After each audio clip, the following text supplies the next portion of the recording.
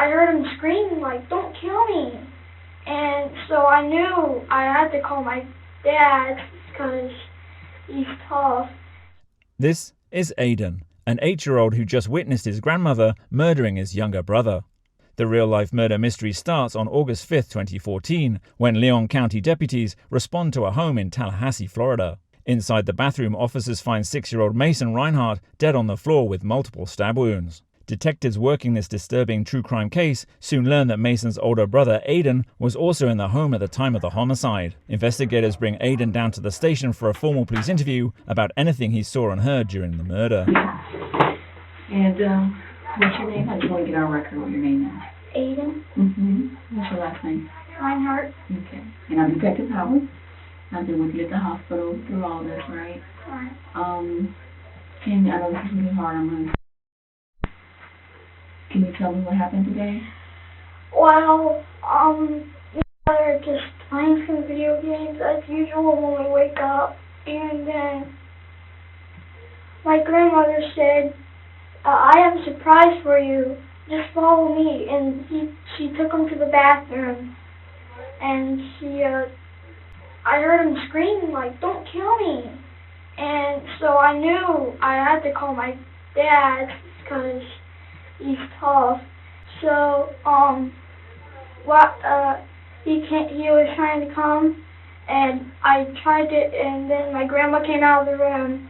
She went to the dining room, and there's a big, thing that you put wine bottles in, and she took a wine bottle and went outside and opened it.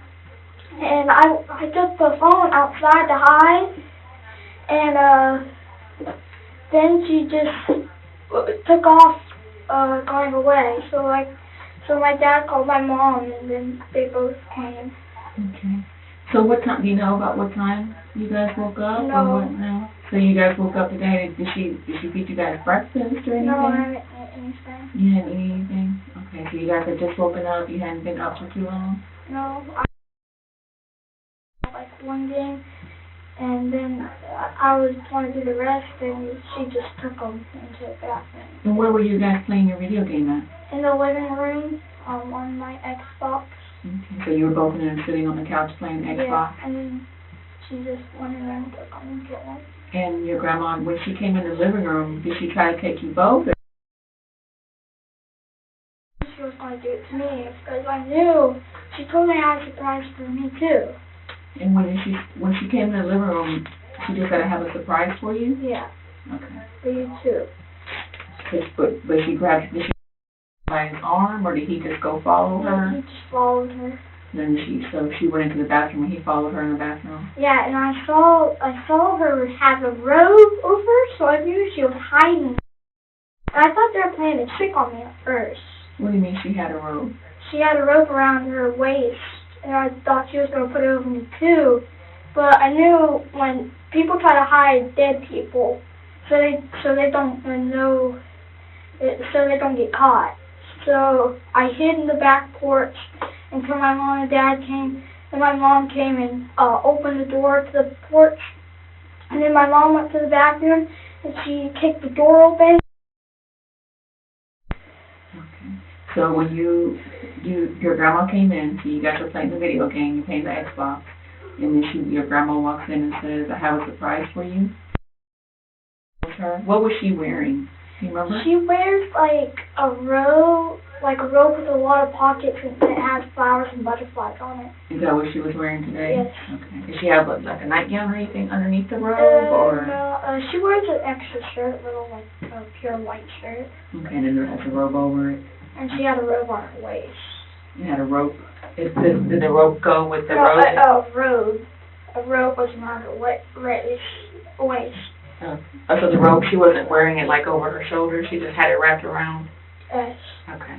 And I thought she was hiding something in one of her pockets. And went with her? Yeah, and I heard that. So when she first went into the bath, they went straight to the bathroom? And she said when she was, I wanted to see what she was. And she said, he's just enjoying present, and my mom came and said he was dead. I knew that would happen today, because why would somebody hide a present in the bathroom? Like, that's just weird. Okay. So I hid on the porch, but I could have hid in my mom's room, but I knew my grandma could kick open the door like my mom did and I hid on the back porch. Okay. So when you the bathroom. Yes. Okay. And what did you close the door? He closed the door. She closed the door and locked it on me. So Did you try to go in there? Yes, I was trying to open the door, and I was really scared. Really, that was happening, but I thought it was just a big joke, or I don't want to die. Did you hear your grandma saying anything? Nope. She didn't say anything? Nope. Yell? He was screaming and crying. Okay. And all he said is, I don't want to die. Yes. And when did you go get the phone to call your dad? Like in the middle of when my grandma was leaving out to her car. Okay. So well, when she was in there, I got the phone first.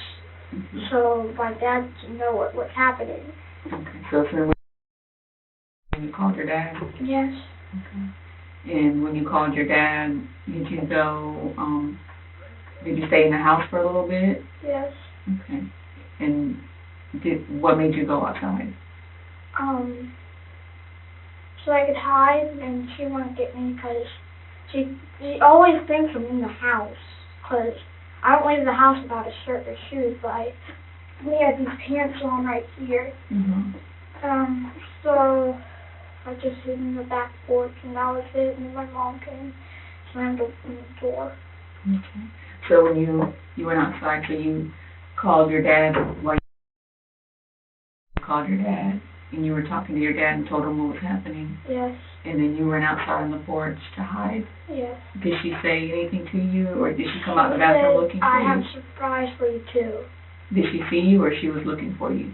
She saw me at first, but then she took a wine bottle and went outside. I tried to hide when she was outside.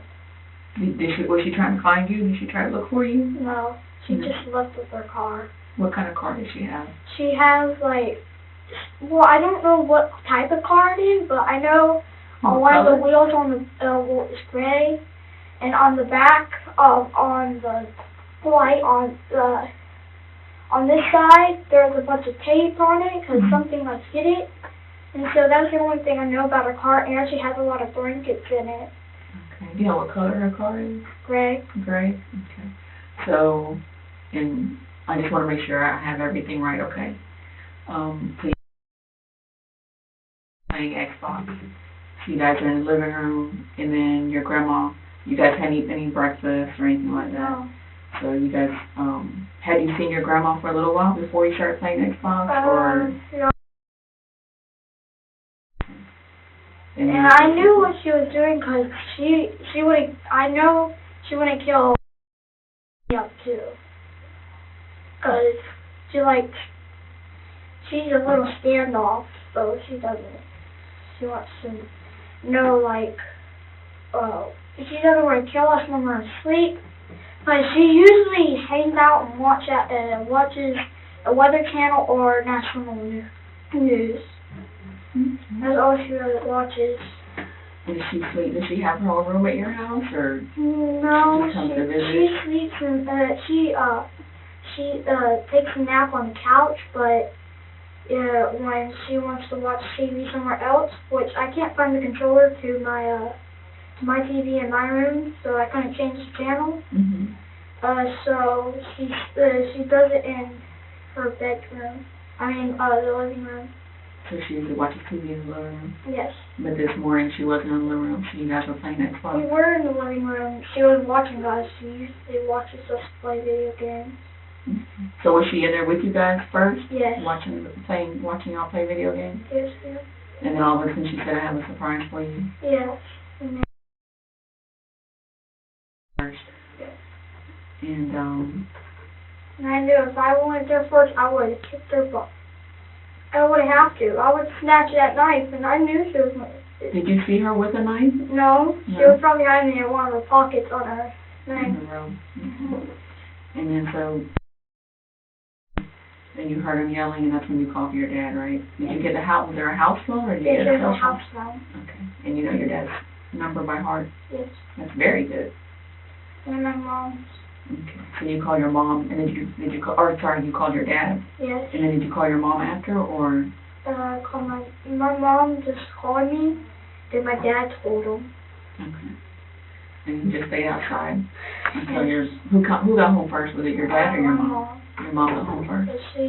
She works in around Golden Eagle, and that's not really close to where we live, but it's pretty close. Yeah, it's pretty close. Okay. Thank you for being very brave. Is there anything that you can think of that happened today? No. Anything else? No. And you don't know how long you guys were up before this happened? No, no. Was it a long time or a little bit of time, or? It was about like 25 minutes while I was up. Okay. Or. And your mom and dad were already gone to work when you woke up? Yes.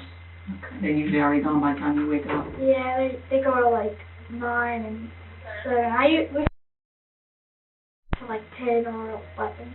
You guys stay up late playing video games? Yeah. In the summer you can do that, huh?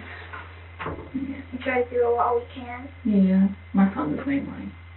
He wants to stay up late playing video games. What's your favorite video game? Minecraft. Really? That's my son's favorite game. You have to build the castles and get the sword and all of that? Yeah, I living in a town with like one of them blew up because it's not really modern houses and stuff. It's like big cubes that he makes, and I made like modern houses where there's different things everywhere instead of just big cubes. Oh, okay. Cool. You like watching the Minecraft videos too? Yes. Yeah. He's always getting on the phone looking for Minecraft videos. Okay.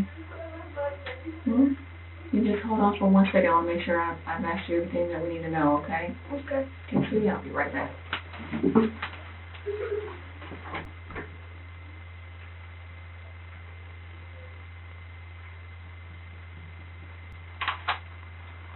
Am I allowed to come out?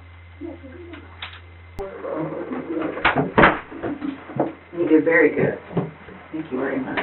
I just wanted to make sure that we had it right. Do you know how long your grandma was in there with, About 5-10 minutes. Okay, so it wasn't long. No. Okay, but you did say it was in the middle while grandma that you called your dad? Yes. Okay. And, when did she tell you, I have a surprise for you too, was it when she came out? When she came out. When she came out? She locked the door behind her when she came out of the bed, At the bathroom? Yeah. Okay. How do you know that she locked it? Because I couldn't open the door. Okay, so when she left, did you go in there, Mason? Is that what happened? No. No. I hid because I was scared that I couldn't do it. Okay. It's okay. No, yeah, of course. But when you tried to go in there to check on him, the door was locked? Yes. And she was in there with him? Okay. So maybe 5 or 10 minutes that they were in there and you were outside. Okay. And when she came out, you think she saw you, or did she see you? She saw me because she said, I have a surprise for you too. Okay, so she saw you, but then she didn't come after you outside? No, she didn't come after. Or were you outside when she saw you, or were you? She got the wine bottle and just went outside and opened it. And while she was turned around not looking, I went to the back door. Okay. So you were inside when she saw you? Yes. Okay. So she came out, and where were you when she saw you? I was in the hallway. Can you show me like how the bathroom is in the hallway? It's like when you walk up the hallway, it's right there in front of you. Okay, so this would be the bathroom? Yes. And then is this a hallway like this? Yes. No, it's like up here. When you walk into the hallway, you just look forward and you'll see the bathroom. Okay, so it's like a hallway more like this? Yes. Not this. So this would be the bathroom. Yeah. And the hallway dead ends into the bathroom. And she came, and where were you standing? Like, I was standing like at least right here. Did she just walk past you? Yeah. Okay, so you were standing right here, she walked past you? Yeah. Okay, so she walks out, and is the kitchen like over here? Or? It's like down straight forward to the dining room, and then she got the wine bottle. At the dining room? Yeah. Okay. And then she went out the door? And then she went out the door, but when she was opening the wine bottle, I went outside, which is, the out back is over there, and the front door is over there. The front door's over here. So when she's over here messing with the wine bottle, she didn't see you sneak out the back door? No, she went out the back, but she went out to the front first, and then I went out to the back. Okay. So you were still inside when she left? Yeah, so, but like a few seconds later, I just went out to the backyard.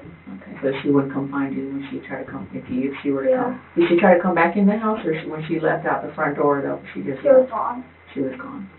Okay. So she didn't, once she walked out the front door, she didn't come back? Okay. So she just walked right past you? Yeah. Did you see her holding anything when she walked out the bathroom? No. No. I saw her, I don't know, she might have carried something, I don't remember, because it was hard for me to Okay. do anything. I don't know. Yeah, it's okay.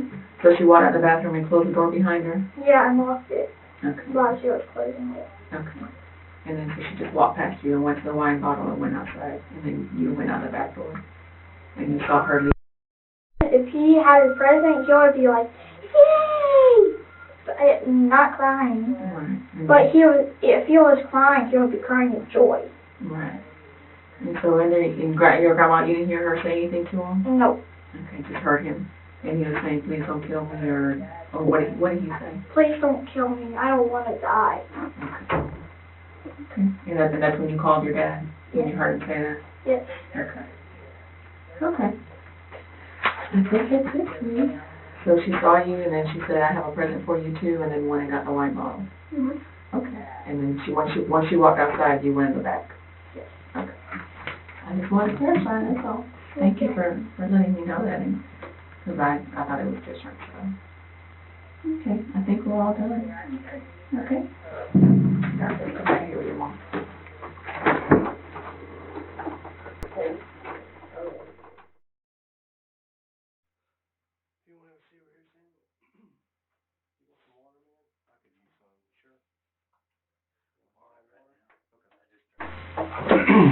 So, Addison's Addison, right?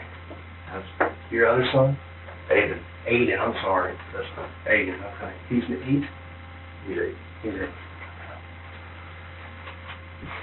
So basically, I'll be honest with you. I haven't gone out to your house, so I mean I'm kind of familiar with where you live and what area of town. I don't know a lot of, of the investigation up to this point, so I don't know what you did at the house. I don't know what happened today, other than just going to the hospital to see. If you can kind of walk me through things. That's all I really want to talk about, is just kind of what transpired today, what went down. I just tell you, woke up about 6:45 today. I'm on probation, so I got ready to go to work and to go to start the probation on that former drug addict. I've been so over 2 years. I went to my probation office about 8:30, did officer assignments, and then I went to work. Probably got to work around 9:15, and I don't know what time he called me. Aden called me on the phone. Aden called me on the phone, and he said, Daddy, I'm scared. Daddy, Grammy's got me in. And he said that was saying, please don't kill me.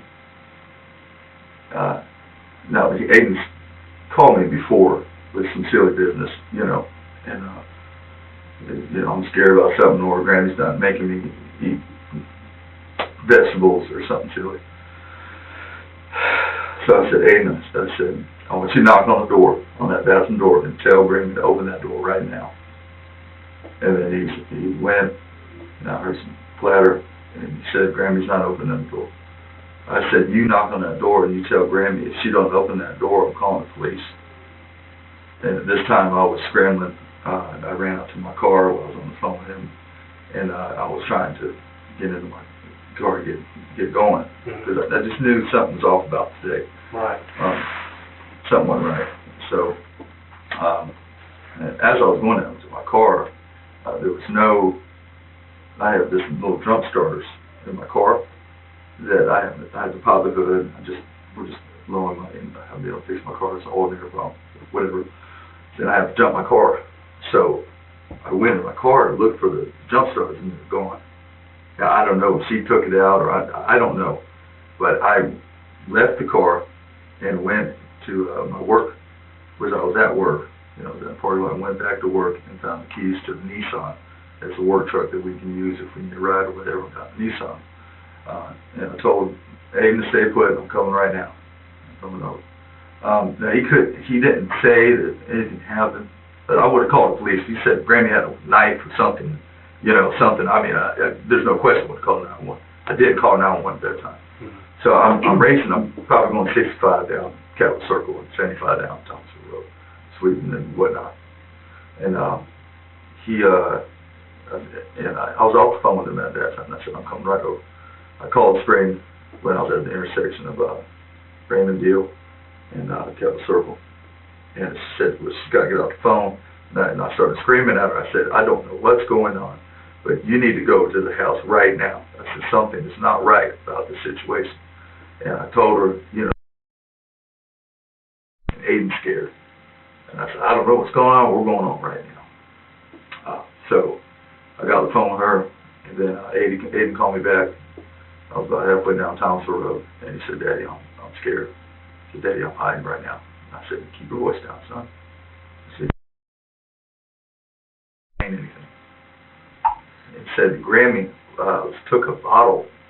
She had a bottle in her hand, and was heading out to the car or something. So I said, you stay put, and I think Spring made dinner. I got the phone and something, and it was about 3 minutes away.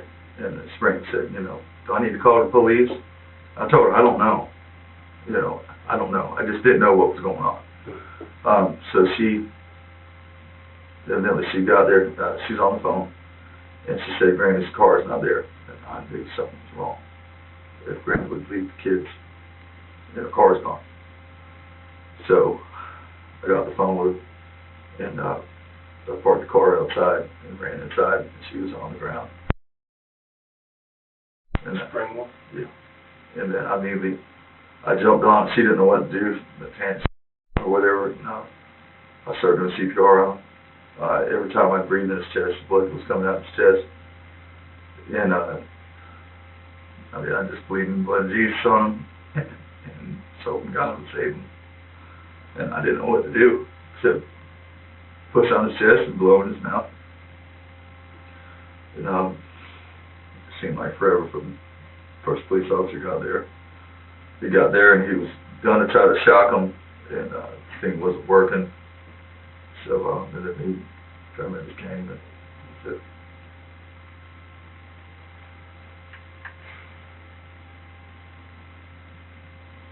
My mother's had mental problems. I don't know what she's been diagnosed.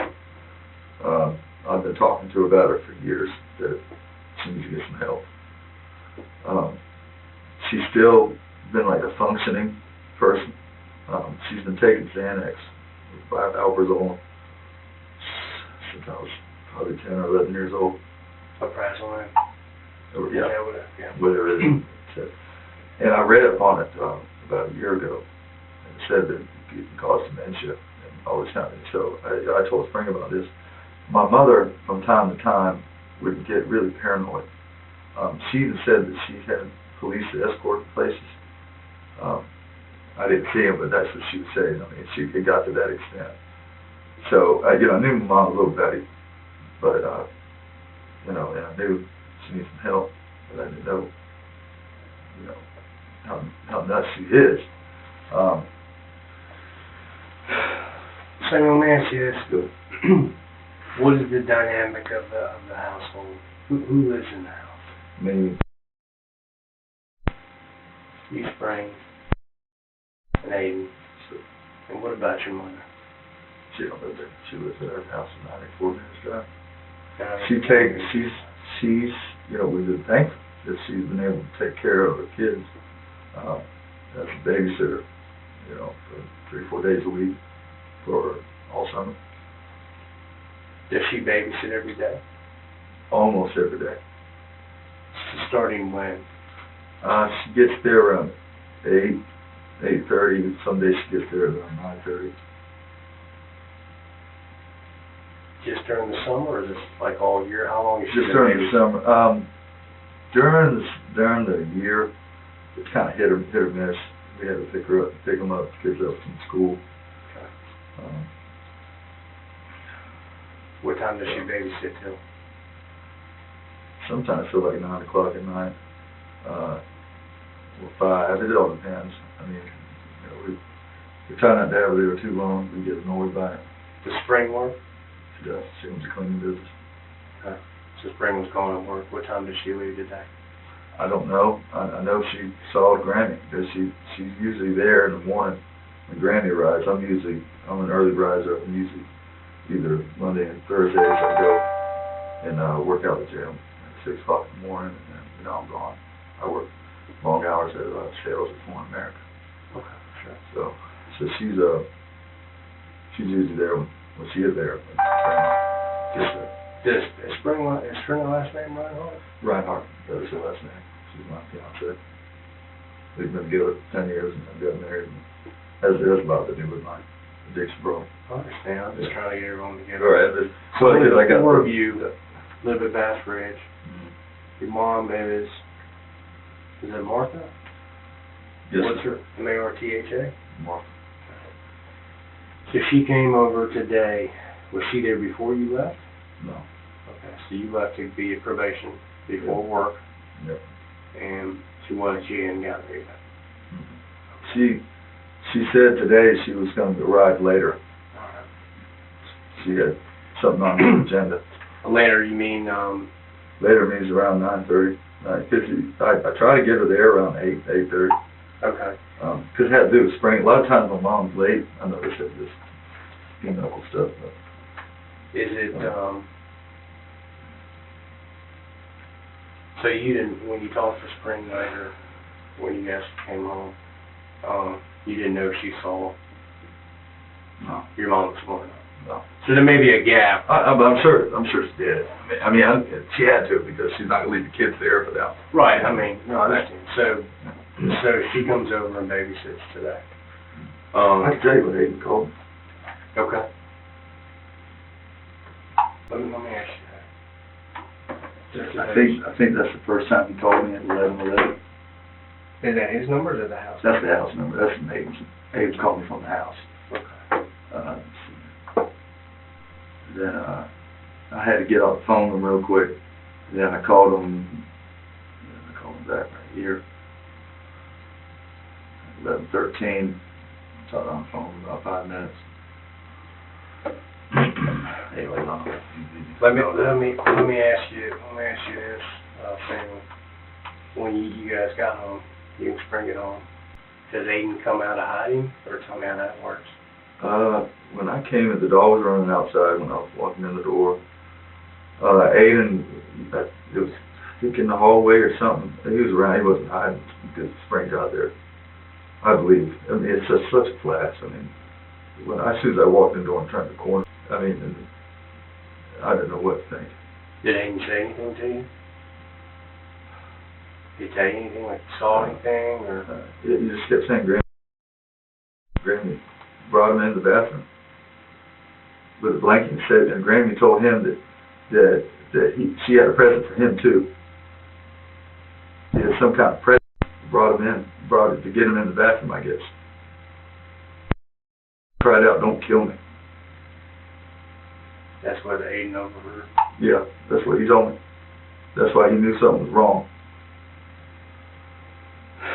So. You didn't see her today.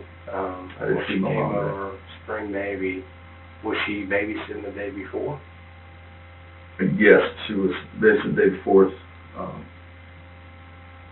last time I saw her, I kind of rushed her. I was frustrated with her because she fed the boys pizza. I'm trying to get them to lose weight for football. Mm-hmm. And I was just like, Mom, you can feed them pizza, and but I told her I appreciate your help and all that, but I was just getting ready for football. We were running late, and she was dragging, and something. How does she come back and forth from her address on Marriage Drive? She drives that Lumen. That's her car? Yes, sir. Part of it, yeah. I mean, of course, I've been driving for a long time. How'd she seem yesterday when you talked to her? She seemed okay. My mom likes it. She's just weird. I don't get it. And I love her. I mean, I love her mom. I mean, me and my father died my first week in high school. I mean, we stood together. And she's never hurt me. Man, she deserves to be in prison. I don't ever see her again. But I have never seen, she would do something like that. I know she's off. Like, if you go to her in her home, she seems really dark. I'm not a doctor, but I think she's sick of some kind of sickness, some kind of paranoia or something. I don't know. And I talked to some people about it. I talked to Spring about it. I tried to help her. I tried to help her get her in the church. Taking to my AA meetings with me, and maybe that helped, there's something off about it. But when was the last time you saw your mom? The last time I saw my mom was her walking out the door yesterday after she dropped the kids off. So what time was that? It's about 5 o'clock, 5:10. Okay. That's the last time I saw her. And everything seemed fine? I would never, I'd kill my mom if I found her with a knife trying to kill myself. No doubt about it. If I saw it, I saw this. Did they send her anything yesterday that grandma was off or anything like that? I mean, So she takes Xanax. That I know, yeah. And you said a Prazolane, possibly. Xanax. Anything else that you know? No. I've always known, because I'm a recovered drug addict, I've always known she has a dependence problem and some other issues. And I've been told her that, She drank alcohol? No, she's not an alcoholic.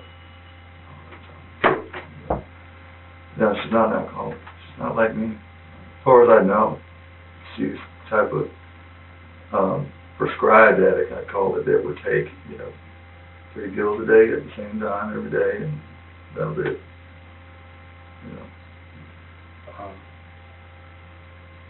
Have you ever heard of threatening boys before or anything like that? No. Has Spring ever told you that she's been alone with her, or she saw her act odd towards the boys or anything like that? She acts odd. Yeah, she's like I said, she's different.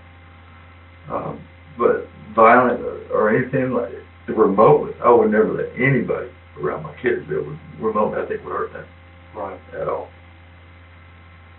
So, what do you? it's my mom that I mean, it's like your mom. I mean, would you ever think your mom would kill you? You want you turn it off. I can't imagine what's going on through your mind, Samuel. Do you have any speculation of what could have triggered, what happened? I don't. I know my mother is she's always been, thinking people are out to get her. She thinks the neighbors are out to get her. Like I said, there's paranoid stuff. And I'm so used to it. I've been dealing with it since I was a teenager, and I just do. She's sick, and I just don't know. I mean, she's my mom. When I tell her, I just try to love her the best I can. She ever been back active before? No. And I wish that they could act it. Where's she work? She's semi-retired. She just semi-retired last year. Okay.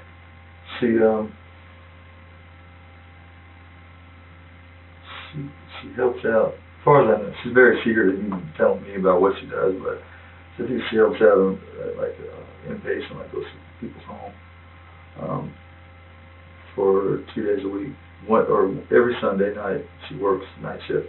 Mm-hmm. And then every other Friday, she works night shift. And I think she takes care of one person. She doesn't really talk about it. She has some kind of work. But she, up until last year, worked full-time as a nurse. I mean, nice lady, man. Worked hard her whole life. Freaking mentally ill. I don't know what to say. Man, this is some Jerry Springer crap. So Aden called you, you think around 11? Yeah, whatever. They're in first. This call, and I was on the phone with an installer, and he called me, and I think I tell him I called right back. Something. I called back, and he told me the details. I was just at work, and it just got my attention. I knew something was wrong. Because my boy's not there. I mean, when he said, that just rang bell me. That doesn't make any sense. Mm-hmm. You know? But he told you out from, but you had no idea what was going on. I'm just glad. She said she had a present for them too.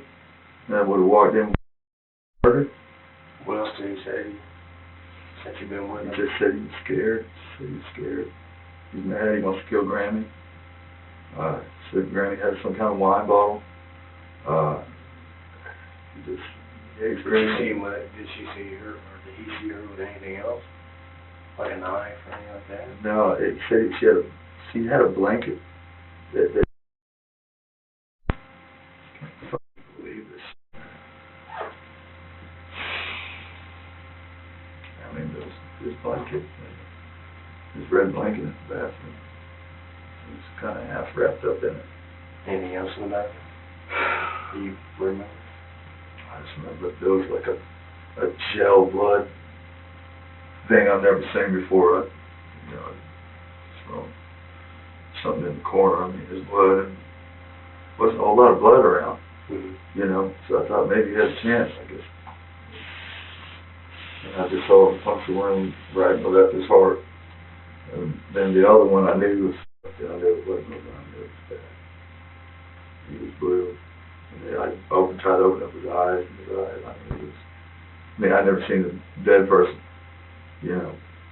So I just started blowing in his mouth, bumping on his chest. I don't understand it. It just doesn't make any sense. It just doesn't make any sense. I mean, I don't see how so. I just don't. I don't get it, man. I mean, I see this. Maybe it's selfish, man. I see this stuff on TV about all this stuff going on. I'm like, well, it's not me. I mean, I've had my run-ins with the law and addiction, and I moved past that. But I see these murders and all this stuff. I'm sure you deal with it on a regular basis, man. But it just doesn't make any sense to me. Why she would kill him? She loves me, and why she playing it? Nothing. I know it'll get tedious, these questions, but nothing that stuck out to you yesterday about her. She never called you. She never called you when she went home. Nothing like that. You just knew she was gonna. You knew she was gonna show up the next day to babysit him. Yeah, I mean, shit about texting her. I mean, the last time I saw her was they were walking in. I called her and asked her where she was at because they're all supposed to be getting ready for football. It takes time to get on the cleats and all this stuff. So I'm like, where the hell are y'all at? Like, we're at Marco's. I'm like, you're at Marco's, they're on a diet. I mean, that was kind of off too, because she knows they're on a diet, and she knows they have to be there. Where's Marco's? Marco's Pizza. Up on... Right on Cherry Forest? Bradsville. Vanderbilt. Okay. So yeah, I did call her then, and then she came, like 5:10, so we're scrambling to get ready. And I was trying not to be mean to her, because sometimes I just appreciate her helping out. I just remember my thoughts, what yesterday. And she said, okay, She said that she can't show up early. She's got plans, and that she's gonna be coming in around 9:30 or something. So I remember her asking Spring. Spring was in the bed at the time yesterday, and they talked, whatever they figured out, because they talk, because she's the one, Spring's the one that meets Spring, I mean, my mom, in the morning. So, they figured out a time, and she left, goodbye, that's it. And now, next time I know, she's dead, and she's in custody. Yeah. This doesn't make any sense. How come someone could do that to somebody? I mean, my dad always raised me to put knives in pussies. No, I'm sorry. I don't see that way how someone, and I've stolen and doing some stupid crap and used drugs. I don't understand how someone can get in their mind to kill somebody. It just doesn't make any sense to me.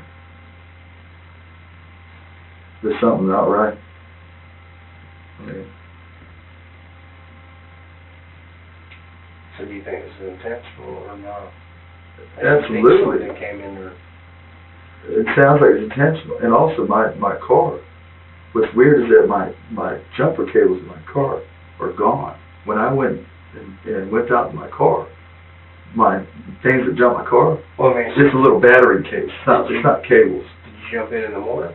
I jumped in the morning. That's how I get around. So you Every jumped in time, the morning, I mean, I've there. been huffing it. I mean, Right. well, after, I jump in the car, get probation officer, stop the car, because it'll stop anyway. Get out of probation, I jump in the car, I go to work, but my jumper cable's were in my car. When I came out to jump my car to go speed, but that took another couple of minutes to get another car. Yeah. And it's not there. I mean, I think she planned it. I think she planned it all along. I don't think it was a spur of the moment. I mean, it sounds like freaking premeditated murder of my son. But you used them, though, in the morning I did. before you went. Yes, sir. So you had them. Yeah, had to. I mean, the car, even now, the car's going, I can't tell them right now. So you had to use them. Had to. So how would you have got it? How she got in? Yeah, to take them from the Well, what, I mean, I don't know how she would take it. Right. But it just seems funny that I come out to race out to go to my house. And She knows that Aden or somebody's going to call me. Yeah. I mean, they're going to call Daddy. Have you found these cables since? I didn't have This time. jump box? But it's, I mean, because I was ready to jump in the car and get going. I had to go get the work truck. So during this time, did she go to my car and then try to take the cables? I mean, it just seems like, I don't believe in coincidence.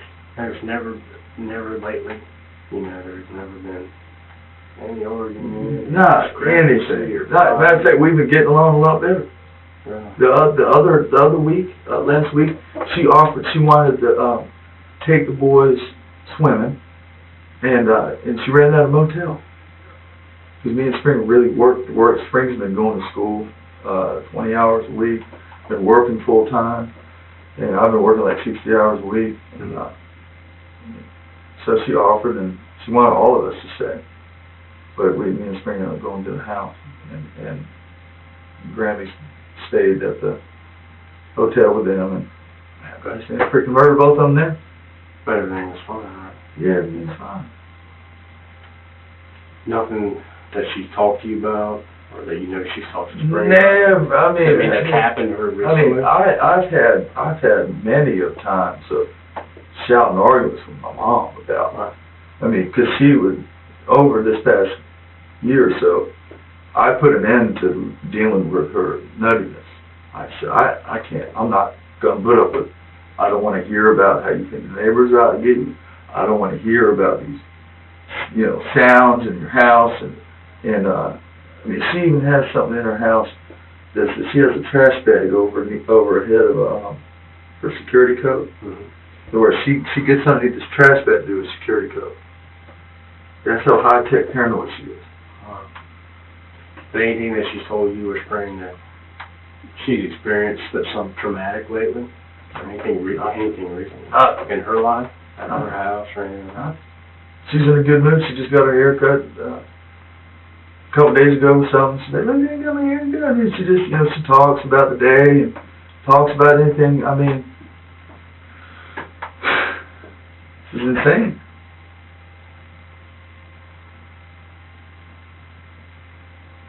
I hate my own mother. I mean, my own mother I'm talking about here. I mean, I don't even believe this. I don't know. Sounds surreal. I mean, I'd freaking, you know, defend my mom to the death if I had to. I love my mom, you know, even with the problems, because I got problems. You know, we've had a lot of problems in our family. I mean, I thought we were getting out of it. You know, I thought everything's going good. You know, I got right. We're back. We're getting married. We're supposed to get married in 3 months. You know, my mom's gonna be part of the wedding. Unreal, man. I mean, I'm sure, you know, Aden can explain better, you know, because she was right there. I'm just glad, Jesus, I'm glad I still got a son, man. Why you're on the phone to talk to him? I'm so glad he did. I'm so glad he called me. Let's take a breather. Alright. Let's sit tight for a minute. I don't know if you want. You know, I'm going to be honest with you, because it's our, you know, we're doing this investigation. You got some blood on your stuff and on your hands and stuff. We're probably going to need to take that, like your pants and your stuff. So we can work and we'll get you, you know, get you a change of clothes or something. But just because you did some work on him. Okay.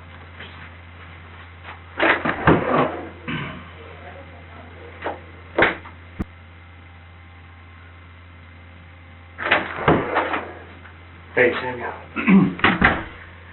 Hey, my car charger's at my office. I just realized I flicked it up when I went inside. So the whole thing about the car chargers thing. Oh, it is? Okay. This is just consent search. Put your names. WHITE? Yes, sir. So Aden's been hanging out with the doctor right now, and the other detective is talking to Spring. So hopefully we'll get you guys out of here soon, okay? Close my eyes. I'm like, please wake up man, right now. Where's Spring's parents live? They're divorced. Her dad lives off of Pine Ridge Road. Does your mom live there?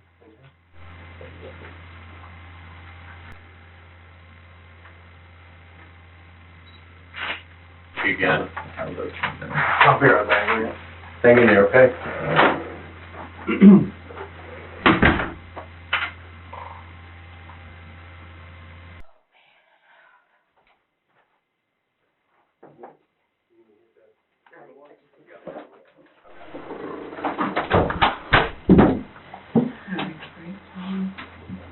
And then I'm sick of how it's been with you. I can't even begin to fathom or imagine what it is that you're going through. You know? Never something you ever think about being, you know, you see stuff like this on the news, but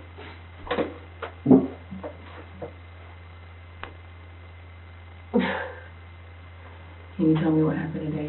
How did today start? What? I got a call from her. Well, initially, she's been coming over to help us on days that she can. If she can't, I have another girlfriend who has like an in-home daycare that's kept them. My mom's been helping us throughout the summer, and they've gone to VDS. Well, How often would you say she kept them? I mean, sometimes twice a week, sometimes 5 days a week. I own a cleaning business, and then I've been going to North Florida Cosmetology, getting my aesthetics license. And Zach works at Florida America, and he recently took that job, and he gets off around 6. So with me working and going to school at night, you know, she'd come over in the mornings, and I usually start around 9:30 or 10, whatever, just so my clients can be out of their houses and stuff, and then I can come. But anyhow, and she'd stay into the evening until they got home. A lot of times she would stay until I got home at school, like 9 o'clock, and not leave, like weird. It's a little bit weird. Like, she wanted to be there all the time. All the time. But, I mean, of course, we'd kind of sit there and like, okay, thank you for watching the boys. Well, was it yesterday? I can't even think straight. I think she did watch the kids. I can't even think about yesterday. Anyways, I guess, I don't know if she takes, I can't even remember yesterday. I know today. I can tell you today. Sorry. Maybe I can remember that later. But she called or texted, I can't remember, she asked us what time I needed to be. Oh no, she was there last night, because I laid down to take a nap last evening I came in around 4 or something, and Zach was and I was just really tired of staying up studying, because I'm supposed to take my final and exam to leave for this program. So anyways, I came in and went down and took a nap. Well, the kids came in yesterday, and I was sleeping. He got them ready for football, took them to football. Well, I could hear her when the kids came in, and she kind of come to the door, and she said, Springy, what time do I need to be here in the morning? And I said, well, if you could be here at 9, that would be good. And she goes, well, I got some stuff I got to do. Can I come at 9:30? So I was like, she's always late. Always late for me. For that, she'll be there early. But for me, she doesn't care. She has never had respect for me. So she said, anyways, whatever. So this morning, I want to say it was like 8:30, 8:34, and my phone rang. And it was her, and she sounded all happy and giddy and stuff. Like she had like a good, basically like she woke up at 6, drank a cup of coffee, and had a good morning. That's how her voice sounded. And honestly, reason, I'm sure. What? So I answered the phone, and I'm laying there, and she was telling me that she had went to a couple stores to try to find this game that he wanted for his birthday. And,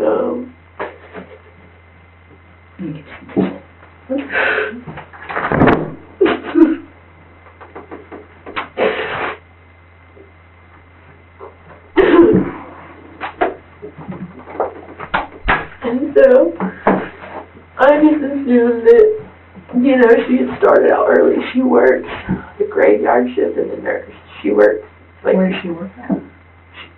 Over the years, I've never known where she works. She won't tell anybody. She lives, like, this secret life. Like, she won't let anybody in her house. The kids have been going in her house off and on, and Zach can go in her house when she lets him, when he goes over there very seldom. But I'm not allowed to go in her house. Where does she live? On Mary's Drive near Teammates. Okay. Like the road across the street from Romania. She lives in a townhouse, and she's lived there for years.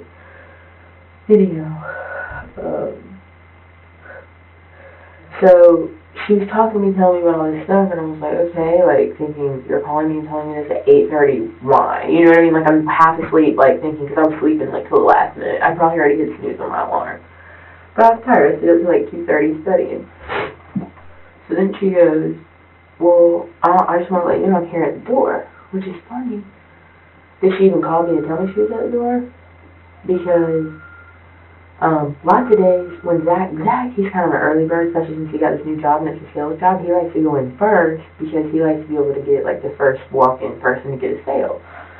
So, but since he's been there working, when she comes and he's already gone, she never calls me to tell me she's at the door. She just comes in because he leaves the front door open.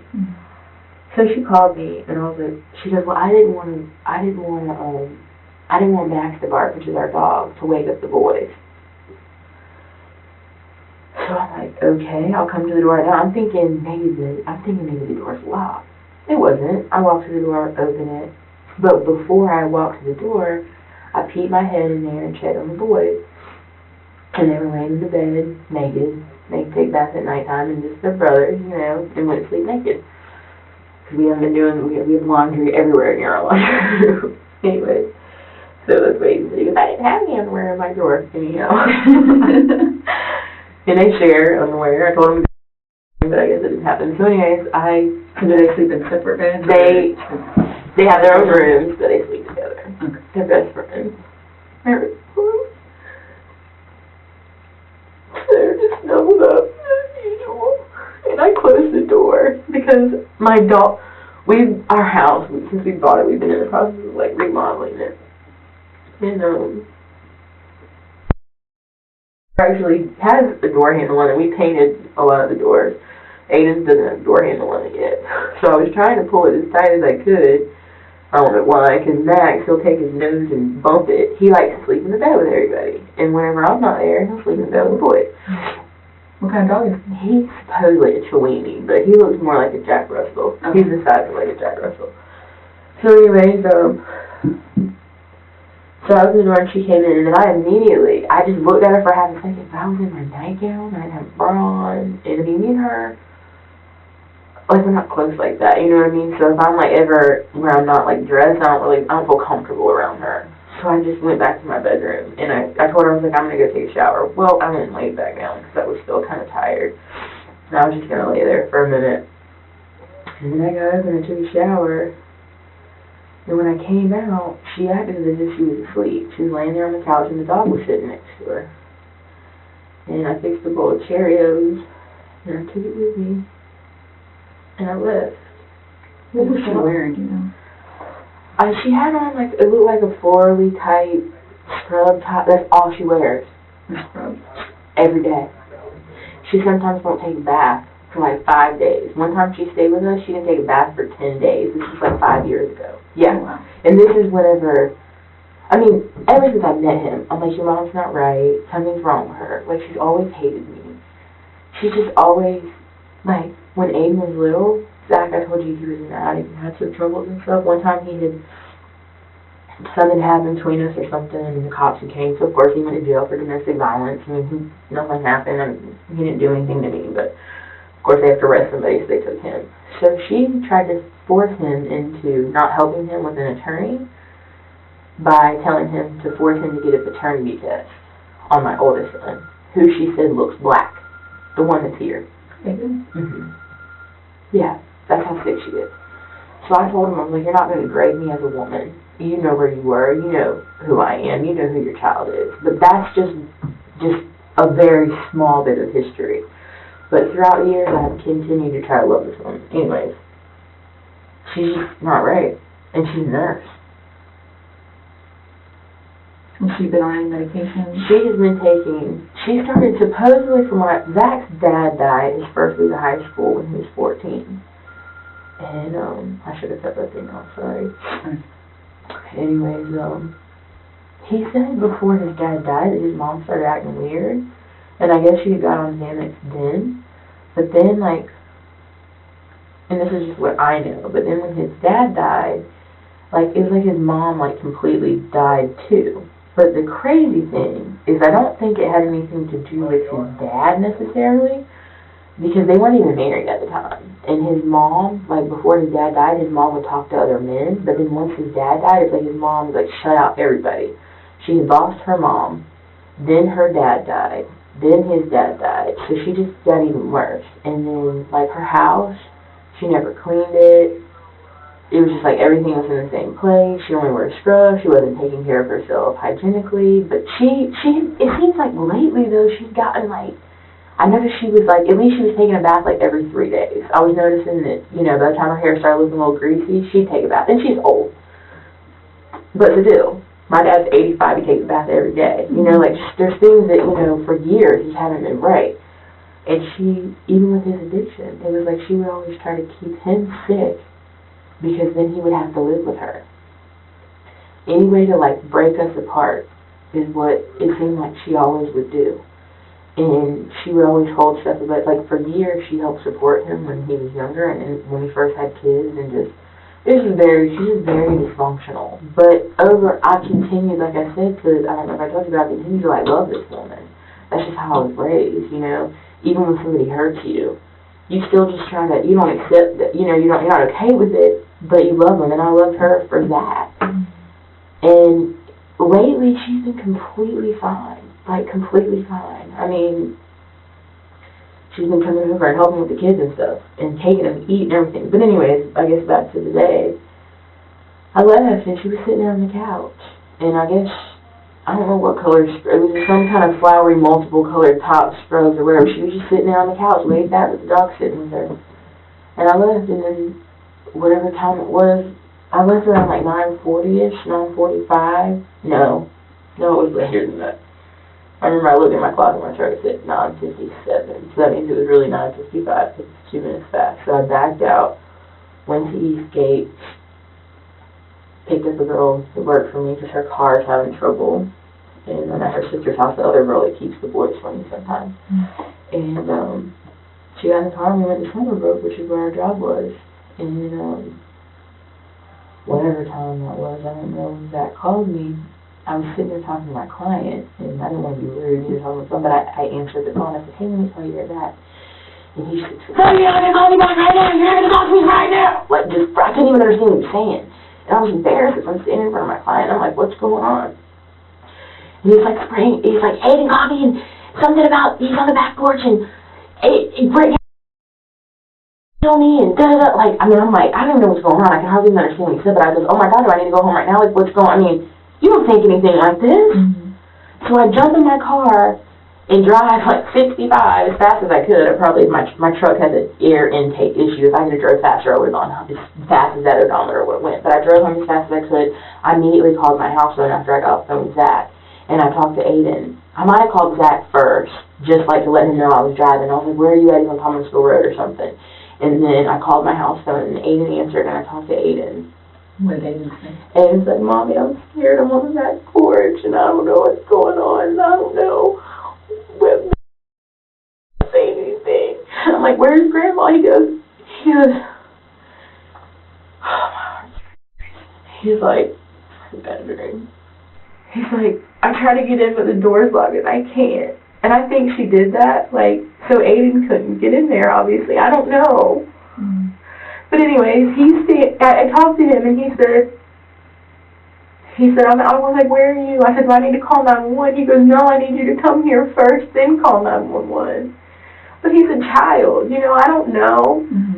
So I was like, all right, Aden, and I don't remember if I talked to Zach either once or twice. I can't even remember. But I know that I came out of Summerbrook.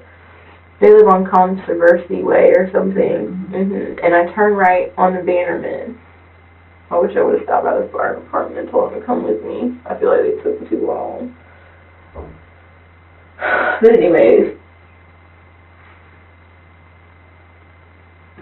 I drove down Bannerman, and I turned left on Tequesta, and then I turned right on Deer Lake.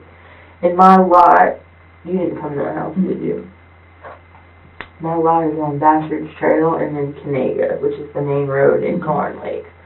So when I was coming down Canega, I could see through the houses, through the woods, where her car usually sits, and it was gone. And it hit me like, something's not right, because her car should be there. But recently, over the last maybe couple months, she has started to, on the days that she watches the kids, when I leave, she'll move her car from the side of the road and pull it in the driveway. A couple years back, she had parked on the side of the road kind of down from our house, and one of my neighbors back of their driveway and hit her car. So I always felt like that's why she was putting her car in the driveway. So it hit me, to call 911. But of course, I'm trying to rationalize in my head, like, well, maybe the car's in the driveway. Of course, I'm trying to think, like, She wouldn't just leave it. No. But I can't remember if I called 911 right then, or I can't remember if I got out of my car and found Aden and kicked open the bathroom and grabbed, I don't know. I might have even tried to in his mouth, and I felt for a pulse, and there was nothing. There was nothing there. I felt his wrist. I felt his neck. And he already felt cold. I mean, to me, he did. You're not used, they're always warm. And I was scared to push on his chest because I saw the stab wounds. Was Aden wearing clothes or? She had wrapped him in a blanket. So I think he had on pants or something. I can't remember because I pulled the blanket back. Like, all I could see at first was she had him completely, like, covered. And I pulled the blanket off his face, but there was, like, blood all by the bathtub and all over the floor. So when you walked in? When I walked in, when I walked in, I don't remember who I talked to or if I called 911 or what. But when I walked in, I looked at the bathroom door, it was closed, but I saw Aden, like, freaking out, like, wondering if he's okay. I never thought my son was dead in the bathroom, you know? So I thought maybe he's just sitting in there being quiet. I don't know. So I got Aden, and then I went and tried to do like this on the door, and it wouldn't open, so I just lifted my leg up and I just kicked it in. And as soon as I got in there, he was wrapped up with a blanket, and I pulled it back. And I don't, since I was in the house, I don't know what the bathroom's like. When you walk in my house, I have a living room here, and then I have like a kitchen, dining room, and like a breakfast nook. Living room here, and then there's a hallway that goes straight down. Like, I could see that the door was closed. But my first thing was Aden was crying. Aden's right, if you walk in here at the front door, there's a living room, and there's a door right here. I could see Aden. It's like he was coming in as I was going to open the door to get him. Like, let me make sure he's okay. Like a hallway over here. In a hallway, and I could see the bathroom door, so I immediately got him, and then I might not have even got him. He might have came into me. I don't know. But I went to the bathroom. Jordan was jiggling it, and I couldn't get it, and I just immediately stepped back and just kicked it open. And she had him covered with a red blanket. So when you open the bathroom door right here, The bathroom door, it's a small, tiny bathroom. Here's the door, and then there's this, I can draw it. This is the hallway. There's the bathroom. There's the door. Let's just say that's the door. The sink's here. The toilet's here. And then the bathtub's right here. And it's just a tiny little area. His body, his face was here. And his body was just laying here. So this is the tub right here. And so he was like right next, parallel to the tub. Yeah. Wrapped up. In a blanket. And I pulled the blanket from him, and I was trying to blow into his mouth. And I guess being a mom, like, as much as I knew I wanted to revive him, I really don't know how to do CPR. I was trying just to blow at him, but I know in my heart he was already gone. I felt him. So he didn't have a shirt on or anything, he was just wrapped in that blanket. That red blanket, was that something that she had when she was in the living room laying down, or? I don't know where it was, but it was, the blanket either says his name on it, or it says Aden's name on it. It was a garnet and gold embroidered blanket that my aunt made for them for Christmas a few years ago. And where do you normally keep that blanket at? About a week or two ago, my dog brought some ticks in the house, and I don't really know, I didn't know that his Triflex, his flea pill didn't cover ticks. And so he had brought tick eggs in our house, so I had to completely deep clean our whole house, and I washed everything. And generally, those blankets were put up. I don't know when they were pulled out exactly, but usually I keep blankets up above his clothes. And whenever that situation happened with the bugs, a week or 2 weeks ago, whenever it was, I had to wash everything, so the kids had been taking down blankets that we felt were safe while I was washing everything else. So, I don't know. It could have been their room, or... I think it could have been in Aden's room. I don't know. And so this morning when she got there, she was wearing a floral top. I didn't look at her for for a split second. I just opened the door. Like I said, I didn't have a bra on. I was in my pajamas, and I turned around and closed the door. And Did she have a robe over there at the house? No, but Aden said that she had a robe. In the bathroom, I believe, if I'm correct, there's elephant thing rack that we hang the kids' towels on, and there was another one over the door, and my mom had bought them some plaid robes, and I think one of them was hanging in the bathroom, either on the towel thing hanging over the door or the one where the elephant thing is. So that's, I think that's the robe he's talking about. We don't have robes laying around. I use robes occasionally just because I'm trying to be more modest, now that they're getting older, which is kind of hard. Right. But I have a white and pink polka dot robe that I wear sometimes, but I wouldn't think that it's that. Because my bedroom door was closed. She never even went in there. I don't know. So you left the house around, you said? 9:55. Okay, and she was acting like she was asleep or something on the couch when you left.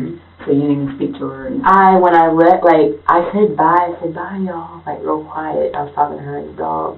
And when I opened our door, we just recently painted the door. We're in the process of painting our house. Like I said, my house is everything that could be wrong with it right now. It's just wrecked, but just gotta get out of there. And the boys were still in bed? They were in bed sleeping. Now, I don't think that I had looked in there before I left because I didn't want to, because like when it gets in the morning time, like any little noise or ding, you know. So I was trying to be as quiet as possible. Because she's old, so I try to respect the fact that if she comes over in the morning, I had felt like she had been running errands all morning, so I thought, hey, if she can get a little cat nap before the kids get up, great, I'm going to be quiet. So I was like, bye, y'all. But when I opened the front door, we just painted the front door, so it kind of makes this, like, sticky, like, kind of noise, because it sticks to the seal. And she kind of leaned up, I, like, looked back, and she was like, okay, bye. And that was it. And then thinking she didn't act funny? No, she didn't act weird at all. I mean, she walked in normally, she didn't stumble. I mean, I didn't look at her or talk to her too long. I just went back in my bedroom and laid down for a minute and then took a shower. But when I left, she was laying there just...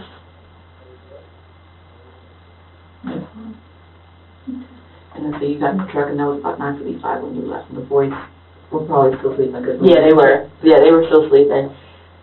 And I mean, you know... What time do they normally wake up? They went to sleep. We started trying to lay them down around 10 or 11. But because they're playing football, we've been having them on a kind of strict diet. And last night we ate tilapia and broccoli, and that was it. And he didn't hardly eat anything because he's not a big fan of fish. And he wanted to eat ranch with his steamed broccoli.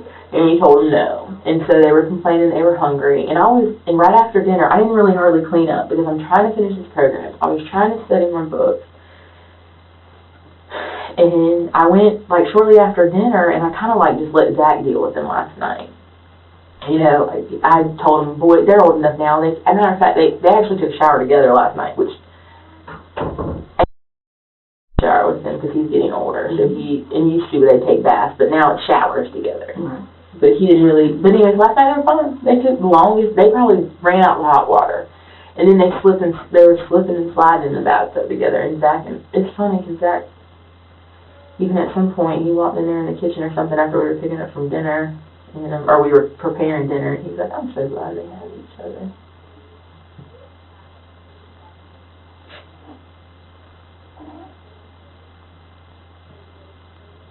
You know, a lot of times that's to go through. You know, I always said, you know, I just told him, I was like, I am too, they're best friends, you know, we always just, you know, talk a little cute small talk between us, you know, about how wonderful our boys are, and you know, I was on the couch doing my homework, and Zach had went, since they were little, they've gotten used to us laying down with them to put them to sleep, physically, every night. Lately, I've been the tougher one, especially because I've been going to school, you know, I'll just go in there, say their prayers with them, and say, okay, I'm cutting the lights out. And Aden has a fish tank in his room, and so sometimes I'll put the fish tank light on. Sometimes I'll leave it on to stay like light. But where I was going with that, but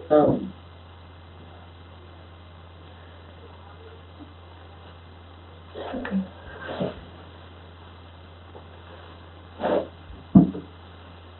So they were sleeping in their bed in Aden's room or in Aden's room. And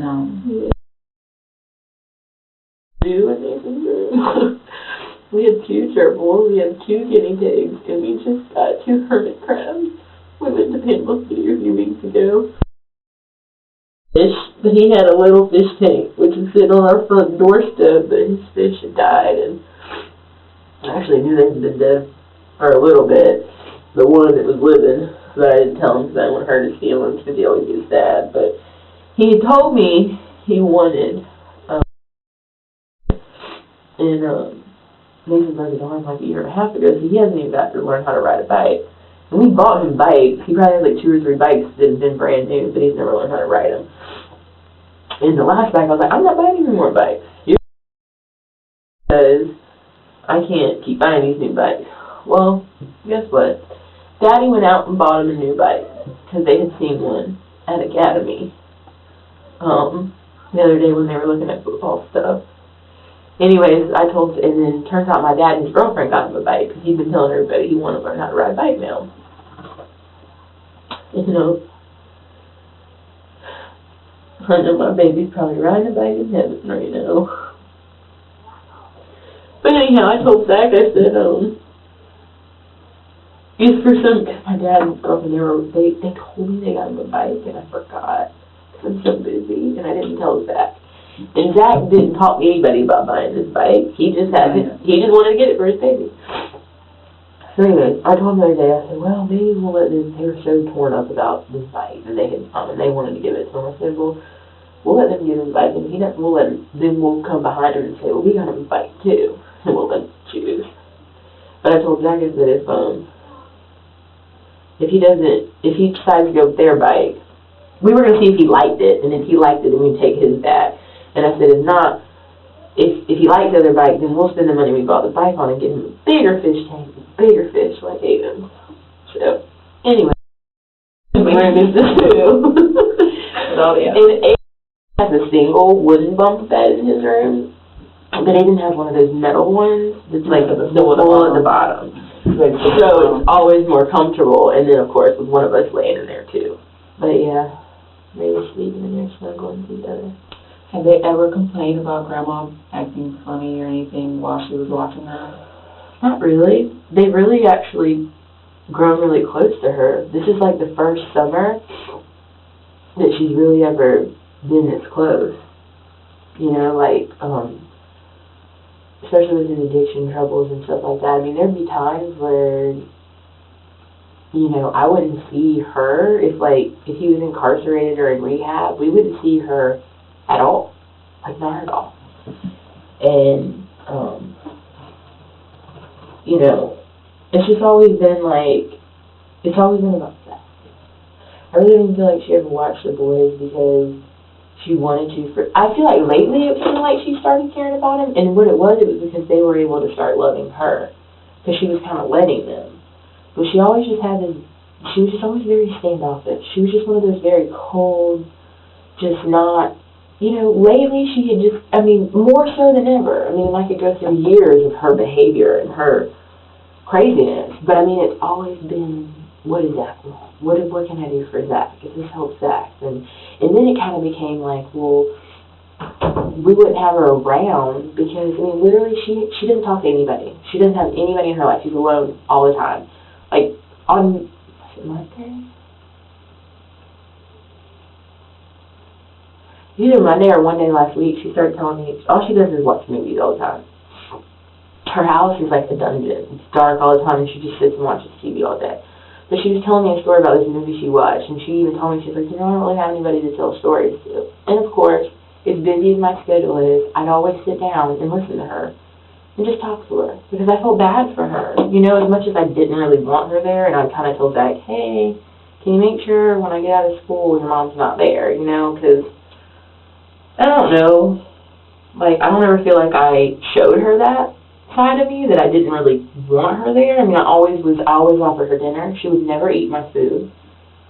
She'd never take anything from me. If Zach made her something, she would take it. But she's made comments in the past about, like, poisoning people, like, saying weird things, so I always just took it as she thought maybe she wouldn't eat my food because I'd poison her. Because she's crazy. Like, but, you know, people, older people as they get older, they say crazy, kooky things. People who've been through things in their life, I mean, she lost her parents, she lost his dad, or, you know, you kind of try to just understand them and think, you know, they're just sick people, like, maybe they just don't, they're just crazy, but you just, I mean, I don't know, I mean, I just was always told to, like, love on people. I mean, I never would have thought this. Because you left this morning, she was fine. She was fine. She called you this morning around 8:30 and was saying that she was looking for the movie, and then she said, oh, well, I'm at the door. And then you came and opened the door for her. Yeah, and I went to my bedroom. And you said she got there around 8:30, you said? Like 8:34, 8:35, I have to look at my call log to see exactly what time it was, but, yeah. But, well, this has been going on forever. But she's, like, just been on Xanax, and I've never physically seen a Xanax of hers, besides the fact one time when Zach and I, that one domestic violence thing that happened with us, he told me, like, later down the road that she came as soon as that happened because he called her, you know, that she dumped, like, 5 minutes in his hand, like, before he went to jail. Excuse me. So that just shows you the type of mother that she is. Like, here, son, you know, chill out, or whatever. But I had never ever, like, physically seen her pills. Like, she always wore that nurse outfit, so she'd always keep stuff, like, wrapped up in napkins in her pockets.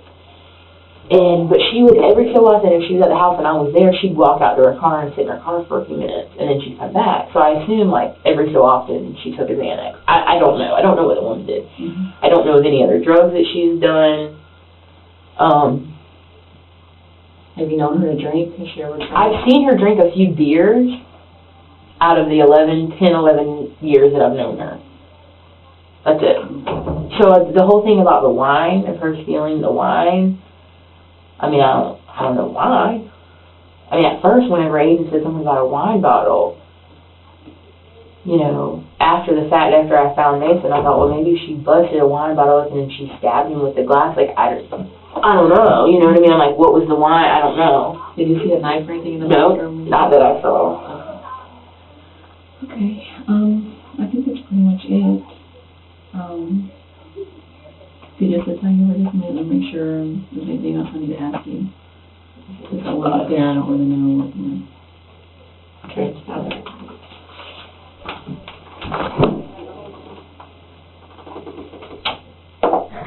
Can I see my phone to see my mom or my family? Where was, his mom parked? When I left, her car was parked, like if you're standing on my front of my house, my driveway's here, there's like a post, like a light post. She was parked like right here. On the road? Facing, By the light post, like their house is right here, so she was facing this way. well, if you're standing in my front of my lot, her car was facing, like, going out. Like going towards Canhaga? Like going towards Canhaga, yeah, right Like there. on the road by the light pole? She always parks like that, like every day. Unless, like I said, she pulls her car into my driveway after I leave.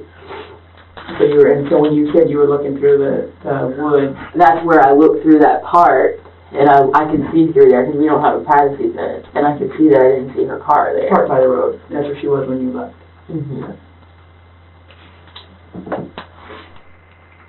Have you ever seen anything like this before? I've never heard of something like this. Your grandma. I mean, You hear about parents doing crazy stuff, but a grandma? Like, what?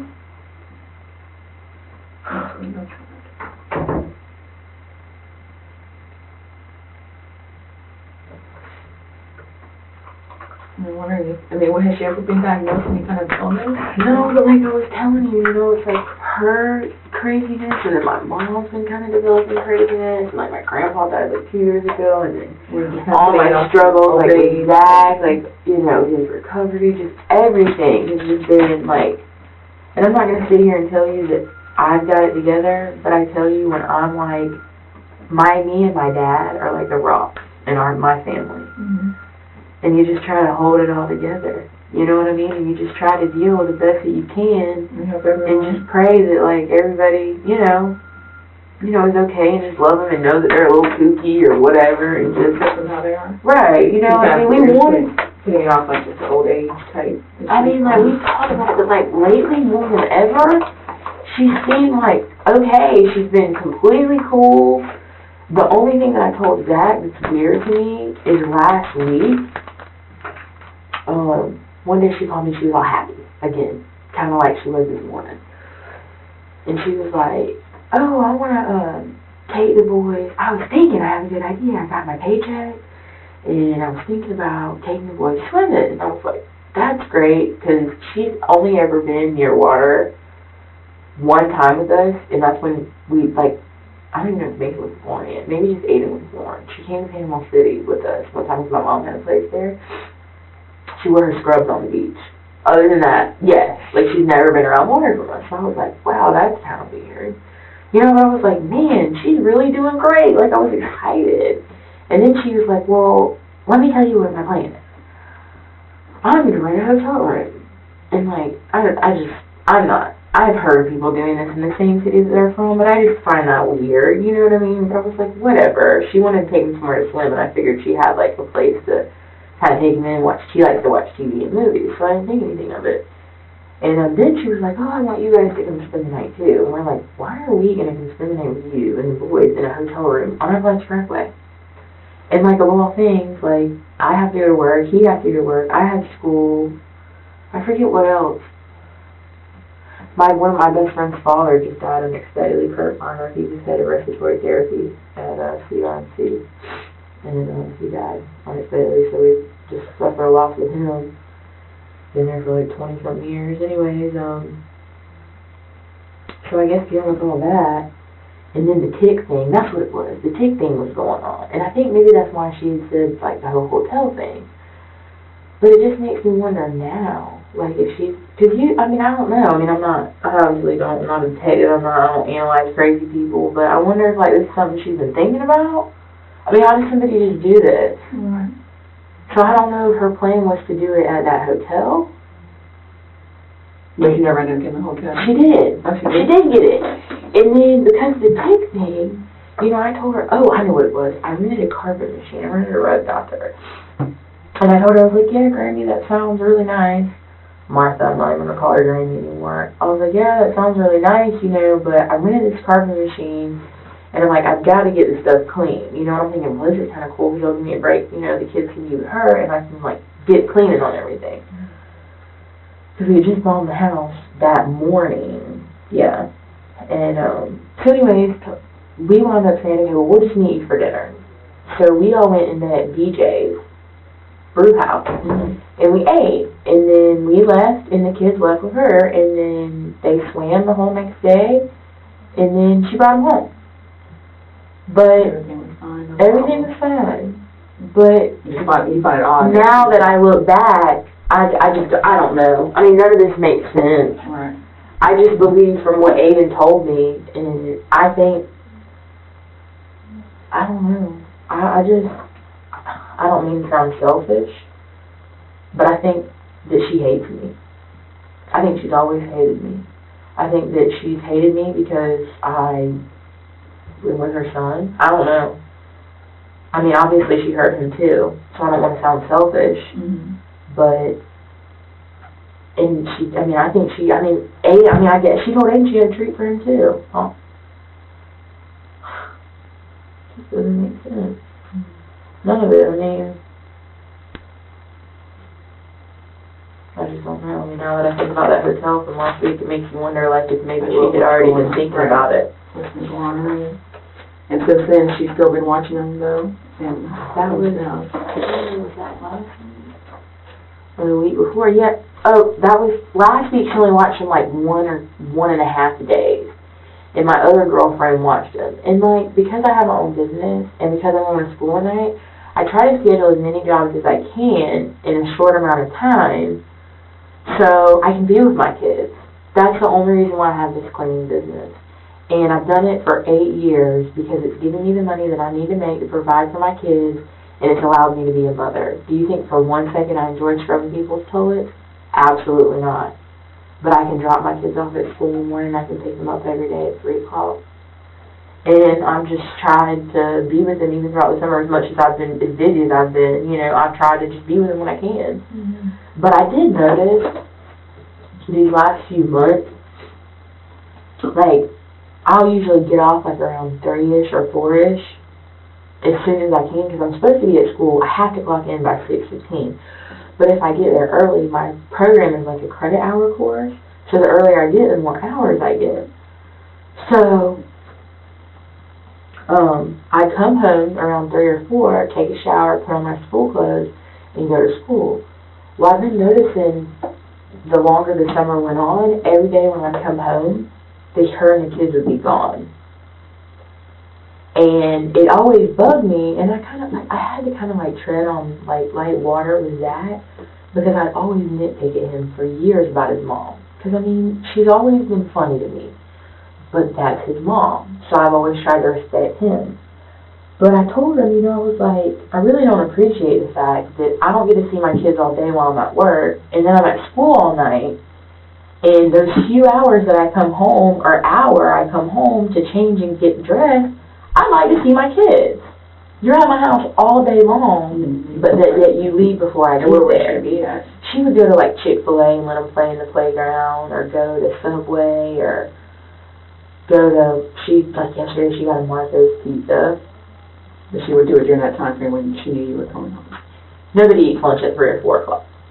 That's all the time she'd go feed them. And I honestly think that she just didn't like dealing with me. She just acted like, she would talk to me about her little stories and stuff, because literally she had nobody else to talk to. And I'd sit there nicely and talk to her. But I mean, I think that woman had a deep hatred towards me. Why? I've never done any, I might have cussed at her one time. And trust me, I should have cussed at her 1,001 times. But that's just not who I am, you know?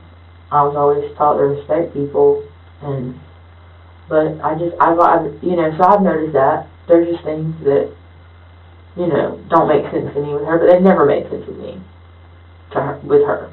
I just try to deal with it, and, you know, like my mom has, for years, my mom's always been the one to help us with the kids, but I kind of told you that my mom has kind of been progressively having some issues with, she thinks people are stealing from her. And she's kind of become a hoarder, because my mom's never had to work. My mom's educated, has a degree, but my father was pretty well off when I was a kid. My parents were 23 years apart.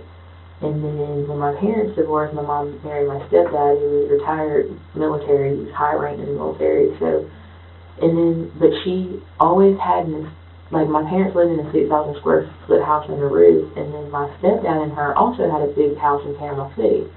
Well, when they separated, they continued to stay married. They lived in a big, huge house in this neighborhood off Palm Bay off North Lagoon, which is a nice area. And it's like she bought this house, which me and my brother owned, and she always would keep talking about this big house she was going to have. So it's like she had all these things for this big house, you know? And then it became like an obsession. And so then she started losing things, because she was living in like horror houses. She actually had the house in town in Panama City and a townhouse on the beach that my parents owned. Well, she just lost that to foreclosure, because she was living off the equity of the house. And so like all these things have been going on with her lately, and I've been trying to keep my distance from her because it's been so overwhelming. And then I have an 85-year-old dad who runs a company here in town. He owns a management firm. So I've just had so much on my plate, and I'm just trying to like dodge from every angle, you know, and just be a mom and my kids, as many struggles as we've had, I've made sure my kids have a good life. You know what I mean? Yeah, we've had some craziness, but I try to shelter them. I mean, we live in a good neighborhood. They go to one of the best schools in Leon County. As hard as it is some days to pay all those bills, you know, I just keep striving and doing what I can. And, but anyhow, it just doesn't make sense. You'll never be able to piece this one together. I don't think anyone will be able to. I mean, you didn't expect that she was fine, she seemed fine, yet you guys had no indicators or anything to say that she was, to think, I'm sure you would have. Right? No. You never would have looked her had you known. Never in a million years. It's crazy and confused. It's not even that she's been crazy, erratic behavior, it's just been the things that she said and just the darkness. You know what I mean? It's like you could never get through to her. You could never love her if you wanted to. You know what I mean? And like that's all I ever tried to do for that woman. I couldn't. I felt like Nathan and Aden did. And she was starting to let him in. I don't know. I'm not really sure we don't need anything else. Sorry. No, you're fine. You're fine.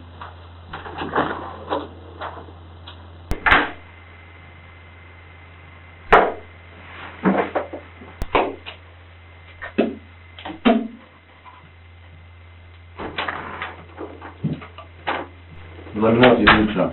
Yeah, no, I'm good. I bet these braces I'd have, I'd be all good. Is that stuff all? I've only met a couple. Yeah, I'll give it a second. I just started doing that. You just started? Yeah, I might as well pick it up. I was scared about drinking, and, you know, that first day, now I gotta do something. You know, because I've been sober for a long time, and drinking is bad for me, and drugging. You still got it. Okay. Come on. So you just started like last weekend? No, it's quite satisfying. Yeah, I know Spring was worried, so have you been able to cope with it pretty good? Well, Yep, I've been I mean- talking to my, people in my AA group, my attorneys and that recovered alcoholic. Yeah, and that's good. And picking me up at night, taking me to meetings, just doing what I'm doing. Mhm. And to the meetings help. since that first couple of minutes, you know, after I gave up resuscitating, or the paramedics came in, you know, I had a thought then, that was it. I kind of asked God to take it from me. I'm sure he would not want you to go back to it. No, but, you guys don't either. No. Somebody wants me drinking, Jesus Christ. Yeah, I think, we had a couple of, I was looking at, a couple of, run-ins in there, disorderly. It's all because of drinking and drugging. I mean, if I was sober, I wouldn't steal a dime from anybody. I mean, I'm a Christian, but since my father died for about 15 years, I struggled with that. And I got into recovery. First time I really got in trouble, I had a kidnapping. I got in trouble for stealing my own car and stealing my own kid. And I got off it, but my attorney said, "Do you realize you're an alcoholic?" And I, yes. I mean, right then it clicked. Yeah. This is serious. So it took me another 6 years of going in and out of rehabs and AA, and I finally got sober this time around. Yeah, I know. Having family members going through it, they told me you have to want to. You gotta want it, no matter what. Yeah, I just was tired. It wasn't I was willing to, if I had to go to prison. I just gave up. I said, "Lord, whatever you want me to do." I didn't care about what said in the newspaper or if I was even in there. I didn't care what he said. I didn't care about losing my car. I didn't care about, I didn't care about anything. I just cared about getting sober and doing right. And I got sober. That's You awesome. can do it. I've been in Spring for 2 years now. Mm-hmm. That's awesome. 2 years and 2 months. So you guys, are you still over at, a box house in Boston? Yeah, we'll be staying there a while. Okay. You know, he had told me, Now, I need to tell my probation officer that. Have you been in contact with my probation officer? Mm-mm.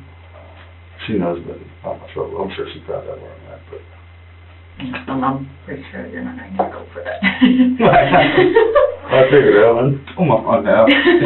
Yeah, I'm I'm about thinking you're good. off of it too. That she was talking about getting me off it right that day. I met her that day. Really? And That we morning? had to talk about. She asked me how I got sober. She was proud of me. I said, "How'd you do it?" We had this long conversation about. Was it before everything happened? Yeah. That morning at 8:30. And have you talked to her since then? I did. She called me on the phone. I remember because, I remember she called you. Oh, in the car. Yeah, yeah, I remember that. She couldn't believe it because she was like, "That looks like your house." Is that you?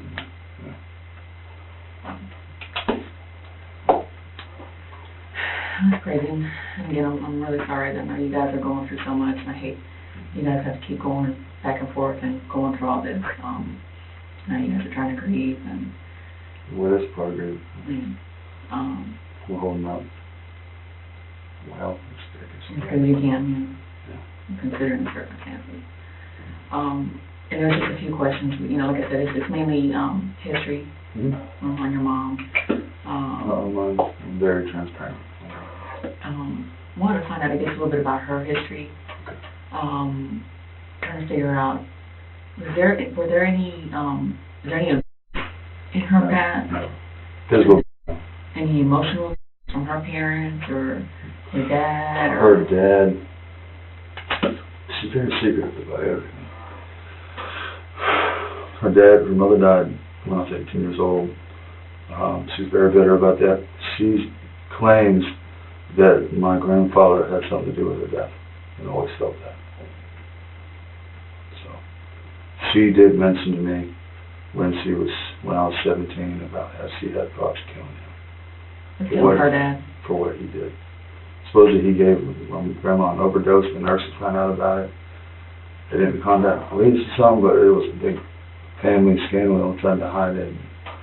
And my mom opposed it. And when they tried to expose it. She opposed it when they tried to expose it? Yeah, I mean, they were because the nurses were unsure, but the nurses found that he was giving her extra medication. He's old too, so I don't know the whole deal. And before that time, he said something about my dad, and I cut him off. He was an alcoholic, a bad one, and he drank every day. So he was mentally her father. Her father. Mm-hmm. Okay. But he was never physically. No, I never heard anything about it. Okay. What about your dad? My dad was a loving, wonderful dad. He had problems. He was sober about half my life. But he was the type of drunk, he would just get drunk and be silly and sleep in the chair. You know, never said mean thing to me. Not one. Nothing. He was a wonderful, loving dad. And he never, instilled Christ in my life. And he was a big missing piece. My first week of high school, he died of a heart attack. And I walked home alone from school at 9 o'clock at night. Wow. And my mother found him. So that was devastating for her and for me. But I gained strength from it for a while, and I started smoking marijuana for 15 years. So And I remember when we talked to you before, you were saying that you think that's when she kind of, after your dad died, she started. Before. I think she got on she started taking Xanax before. Before he died? And she started to change. Do you know what made her start taking the Xanax, or why? Stress, I don't know. It's something. My parents broke up when I was 11. I think it was right around that time. I'm not sure. So they were split up when he passed? And I wasn't sure until later that she's been taking this drug. Called alpazone, whatever. That's what it said on it. I guess that's the substitute generic for the Xanax. Yeah. I've always, later on, these past couple of years, I've been talking to her about it. Gotta get off this stuff. She would have these episodes of paranoia. For a long time, I would ignore it and say, I'm being silly. And she wouldn't tell me the extent of it, but she would tell me things like drilling holes in the walls, like the neighbors, weird stuff. She did say that there was an incident at Chick-fil-A one morning. Some guy brushed against her, so she had police escort her, and she's telling me that several times she had police escort her to work. So I hadn't known about that, which is strange. Escort her to work because somebody brushed against her? She felt scared for her life. She's scared of everybody. She cut her family off from her immediate family, her siblings. Had brief contact with them, as far as I know. That's what they've told me to, because I've talked to them, all of them, and they're all just in shock. So she, I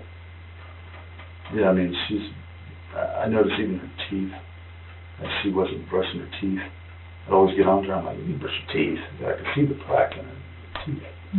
Just not normal things. She wouldn't take showers for days. She's wearing the same clothes all the time, which I hate those clothes. The clothes I saw it's the same clothes she wears all the time. The scrub, the nursing scrub. Yeah, and she keeps a bunch of stuff in her pockets, and just really abnormal behavior. Has she always, because it's all the napkins and the plastic bags? She has a compulsion, whatever that. I'm not a doctor, but and. But has she always, even since you were little, that behavior? Yeah, she's always had that kind of behavior. Not to the extent, but like papers, she always had stacks of papers, but a lot of people had stacks of papers and stuff. But it got worse. It started progressing after my father died. She stopped cleaning everything.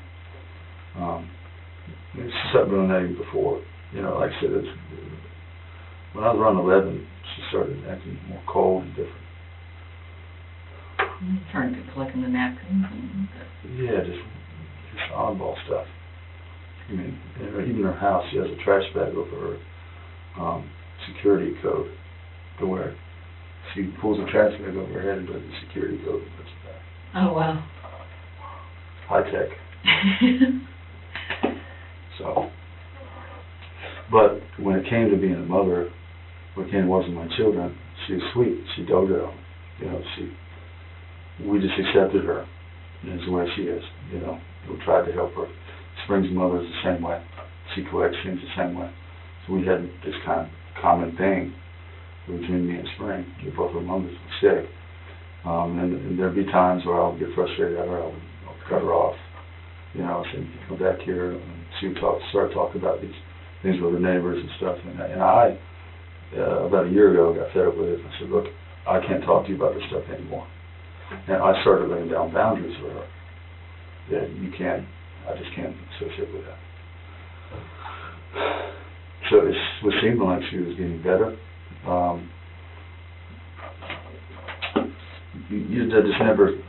just never would think this would happen. Yeah, like how, I know you say she was with the kids, like how was her demeanor with the kids? How did she? I mean, she started cleaning the house a lot more. She'd take them to Subway or Marco's almost every day, or wherever, movies, you know, just grandma. Did she ever discipline them that you know of? No, I don't allow that. I don't even allow it with Spring's mother, and me and Spring has always argued that I don't allow anybody to touch my children. I mean, I've told them I'll call the police on you to touch my kid. Mm-hmm. Now, so me and Spring still argue that Spring is told her mom that it's okay if she can spank the kids, but I've never agreed with it. My father was that way, and I'm that way too. Mm-hmm. So I'm the only one that disciplines my kids in Spring. Mm-hmm. So did you know, did she ever like yell at them, or would she tell you? Yeah, she would get on them. Yeah, I mean, she would call me and tell me that they're misbehaving. You know, but discipline, never, not once. Do you think that did she ever like show, in your opinion, did she ever show favoritism towards one or the other? No, no. Now, she did used to think that the kids were not mine. She sent me a letter when I was at Ted's Montana Grill, like before Aden was born. I got this weird letter that says, get DNA testing when the child is born. And so that struck weird thoughts in my head. Oh, my kid not mine? I remember when my son opened his eyes, I was looking to see if they were going to look like mine. And they did. I mean, so that's what kind of doubts I had after her like telling me these things. So she has always resented my family.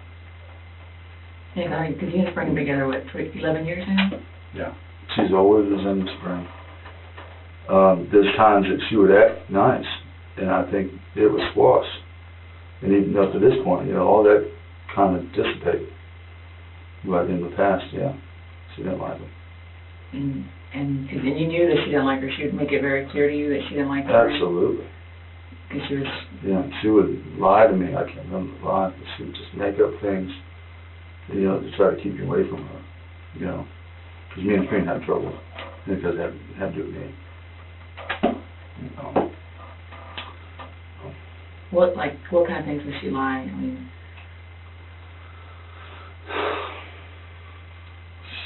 There was one night she said something,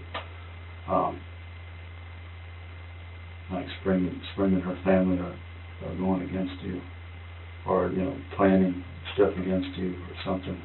You know, I can't recall it exactly, you know, but I knew it was a lie, you know, but those kind of things, you know, she played out to what it is now. When would you say is the last time that she tried to break you guys up or tried to say anything negative about Spring? A long time.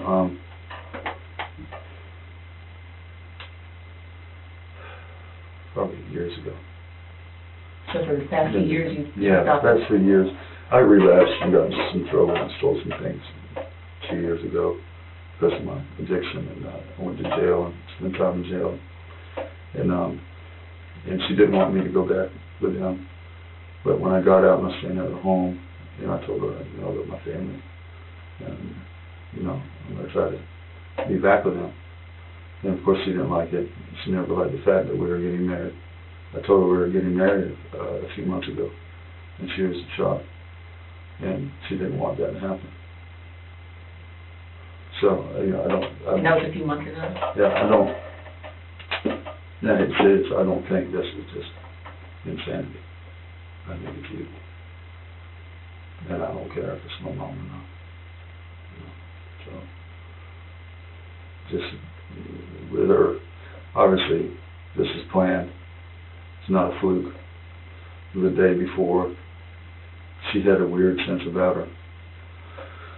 She was ready to get out the door when she dropped the kids off at 5, which she was supposed to be there. But the kids were at Marco's, and I came home at 4:30, 4:45 or something, and she called her, like, where you at? She's like, oh, I'm at Marco's. And I'm like, first of all, you're at Marco's, the kids are on a diet. Why are you at Marco's? We had a strict diet with my kids and structure, and so that was weird. And then she was late, which I had to scramble. And she came in and she said, well, I can't be there early in the morning. And she usually gets there around 8:30. She said, I can't be there early in the morning. I'm going to have to be there around 9:30. And that was it. I was like, well, hold on, Mom. Why? She's like, I got things I got to do.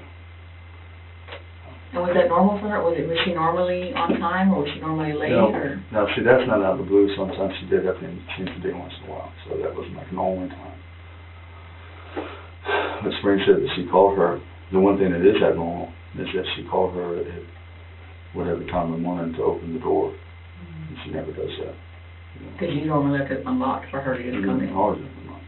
And she would just walk, she never called. And she'd walk in and go to the Capitol with it. Every morning. So I think that she was planning on getting home. That's my thought. Yeah. So, and I don't know what Aden said, but Spring said that she asked Aden to go in first, or to the bathroom. I don't know who was going first, but I think that because I told Aden to bang on the door and tell her I'll call the police, I think that halted her plan of getting both of them. I'm 100% sure. She knew that, she didn't know I wasn't. Right. I was just coming over there. I mean, I couldn't pay even with Aden telling me, you know. It didn't make any sense to me. Right. Even at that point. Hell no. You know, that's insane. You know. And you're saying that, so when she was at Marco's and she came, and you said she was in a rush, and that wasn't normal, like, for her to kind of rush off? I mean, no, it wasn't normal, no. I mean, it's just weird. She just had these plans, and she's just acting different. I know Spring said that normally she would kind of hang out and be there late, you know, have dinner, and she would want to talk. She would want to say that. Yeah. And the night before, she just kind of came, dropped them off, and left. Said, I'm not going to be there early. Right. But then she ended up being there at 8:30. Yeah. A little after 8:30.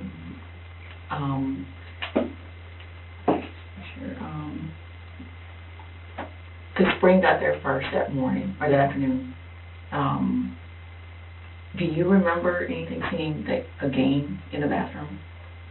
There was a game in the bathroom? Or Xbox? She called Spring that morning about that Lego Xbox game. Did she bring that game? We did find the Xbox game. Oh, fuck. I hate that game. I saw the game at Walmart the other night. Yeah, that was a game that I told her in Battlefield 4, which I bought. It's in my van, and I told my mom. I think I told her through a text message too, to buy that game for him. So you didn't see it in the bathroom that day? No. She wasn't there that day. The day that, when you guys... Oh, when I came in, no, I didn't see the game. Yeah. It was... So she brought the game in there with him? Yeah, we don't know. To show him? Yeah, we don't know. Has Aden mentioned anything about seeing the game? Okay. Yeah, because he didn't say anything when I talked to him. And the blanket, you know, because I know when I was talking to Spring, she was saying that because you guys had clogged the house and had taken the blankets down, like that blanket that those burgundy ones that had their names on that he was wrapped in. Do you know where they were? You know where they were? Okay. Spring says that the other one was on the couch. Right. Was that? But I don't know if that's where they were before you guys left for the day, or, that's what we're trying to figure out, if they were like in the bedroom, or,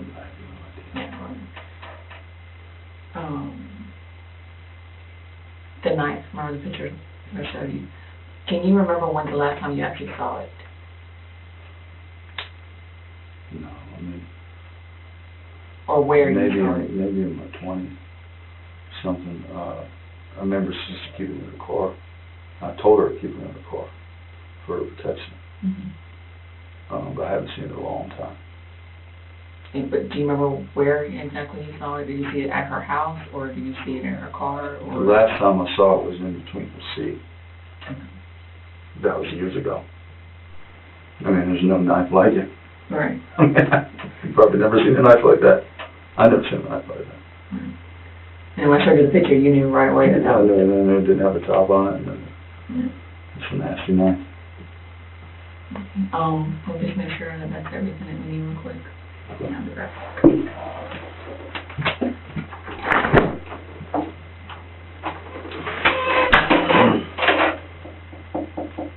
Just got your phone out. Do you still have the text when you text her about the game? Mm-hmm. You still have it? Do you want to ever take a picture of it? Sure.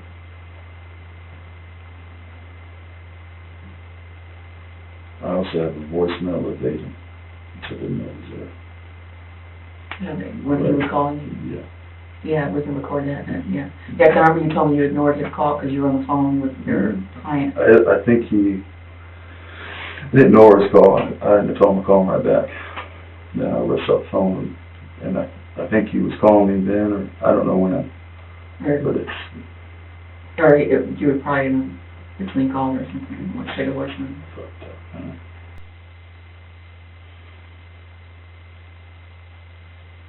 I mean, I just lost half my family for nothing. For nothing. This is one I wrote her right after. Because you tried calling her, because Aden was knocking on the door, and did you try to call her? And she didn't answer? Well, she always has her phone off. Mm-hmm. There's another thing. Because Aden was in the hallway and she walked past him, saying, I have a surprise for you too. Was he on the phone with you when that happened? I don't know, I didn't hear him, but he said she's walking out and she has a wine bottle. Okay, so he was on the phone with you when she walked out. Mm-hmm. And then, so you Yeah, told so him. it's probably, I can't believe he's in the hallway, because I told him to hide. Okay, so you told him to hide. Yeah. Okay. He was hiding, he called me back and said, I'm hiding, Daddy, I'm really scared, There we go. Video game for his birthday. It's at Walmart, just heads up. No, 31st. So she said, so glad you were buying that for him, ha ha. And what day is his party? And I said, already spending $400. Like, you're gonna have to buy it for him. Party next Sunday at Oakville Springs at 9. Yeah. Just gonna have to work tonight. Okay, 9. Something that I'll be served what time in the AM. Is that Sunday? Maybe 2, Mama, thank you. That's it. And then, the voicemail? How do you have the voicemail?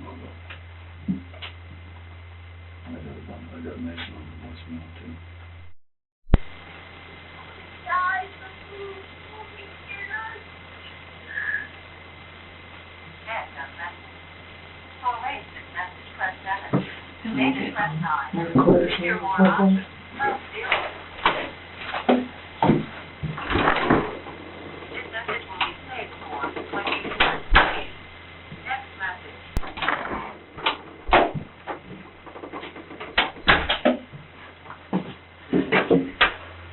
Now, can you guys charge her with attempted murder of Aden in Spring? Because I'd like to at least send her down to booking one more time. We're working on it. Okay. And anything else? I mean, hide the knife, you know, We're trying to, and make it one trip at a time. we're trying to add everything. We're trying to charge her with everything possible. Okay. What other charges can you get for? And we had a meeting about that today, not sure, and until we're round table discussing and trying to get the facts, and, we don't wanna talk Aden anymore, so, but we were, trying, Well, you probably got my salary. yeah, but we're definitely looking at other charges if possible. But shouldn't it be pretty easy to do premeditated murder on this? We definitely have, we charge already with the, first degree murder, and as far as with Aden, we're trying to get everything together. So Good. we'll see if we can't do anything more. Good. And I'm gonna prep this. Can you get it to where, I don't know how? Detective Howard, Leon County Sheriff's Office, reference case number 14-86027, recording from Samuel Zach White's cell phone of Aden.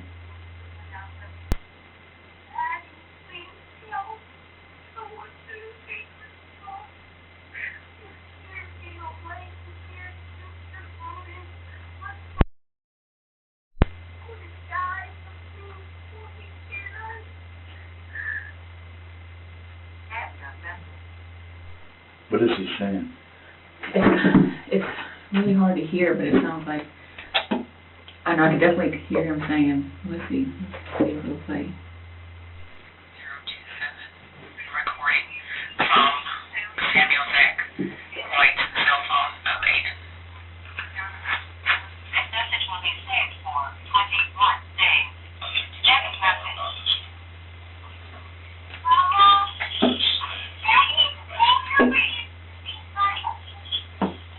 This message will be saved for 21 days. Next message. Daddy, please help. Someone to take response. There's been a fight here just this moment. Someone died, so please come and get us. That's the message. I can't make out what he said in the middle, but I definitely think I said, come get us. Oh my God, or something. Oh, if you want, I can go and for you, and then I can put those onto the CD for you.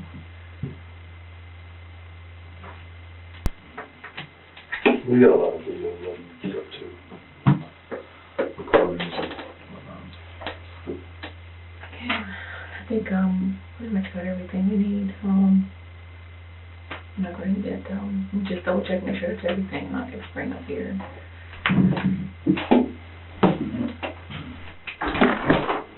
Exactly. You remember Rob who came out to the house that did the information for the, downloading all the information here from his cell phone? He's here, and we're wondering, because the message isn't very clear, if he could do that again, because they could probably get the message clearer through his equipment here at the office. Would that be okay? Yeah. Do you mind if we hold on to the phone and we come get it? And then I'll go ahead and start the interview with Spring. How long you have the phone? It's not gonna be as long as it was at the house at all. You can do it pretty quick. Yeah, because here he has the, all the stuff here, so, and I'm just gonna hold on to it at my desk. He'll start it, and that way I can start talking to Spring and get you guys out of here. Another thing, I know we wanted to get, since Aden's here with you guys, would you mind if I go ahead and get swabs from him, just to eliminate his DNA from anything that we have? Okay, and we'll get that at the very end. This is the same thing as what we did with you guys, just putting swabs in your mouth. Do you want me? Yeah, we'll just put it over here, and I'll walk down.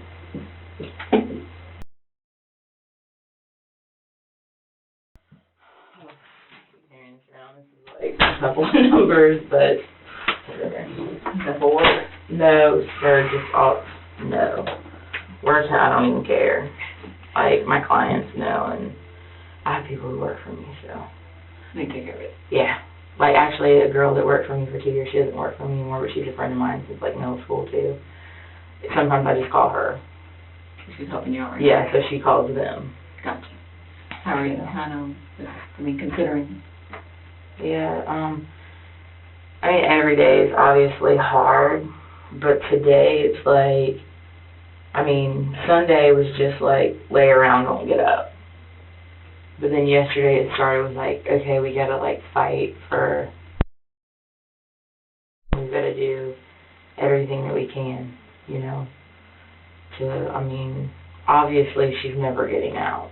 That's not, but to just, it goes so far than just what happened to him and to us, but like awareness and just everything, you know what I mean? Like, I don't even know. It just seems like, I guess we find comfort too in just knowing that from our loss and our tragedy that we're going to be able to like help so many other people.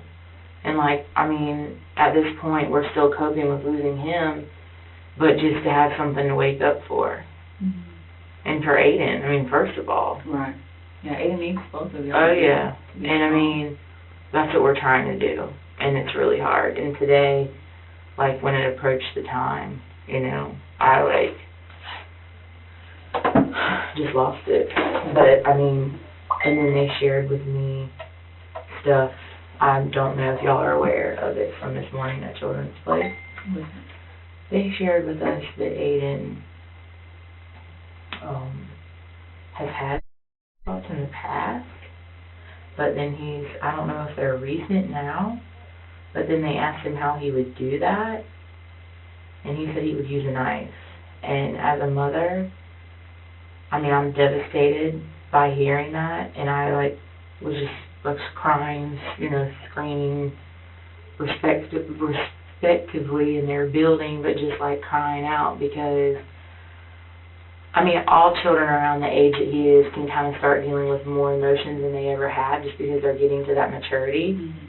And maybe a week or so ago, about something, and he said he was running away, and he took a walk around the neighborhood, which I let him because our neighborhood's safe, and he came back. I knew he would. I think all parents let their kids do that at some point or another. Mm-hmm. I've never experienced that before. I've never experienced the fact that I know he's called himself an idiot one time. Zach reminded me of why, but he drew some picture. We had a Chuck E. Cheese picture, and he drew a mustache on everybody, and it was stupid. It was a Chuck E. Cheese picture. But we were like, Aden, why would you ruin a memory that we have with a marker? And it he's really sensitive. And so if you come down really hard on him, he just loses it. Mm-hmm. But that to me is just, I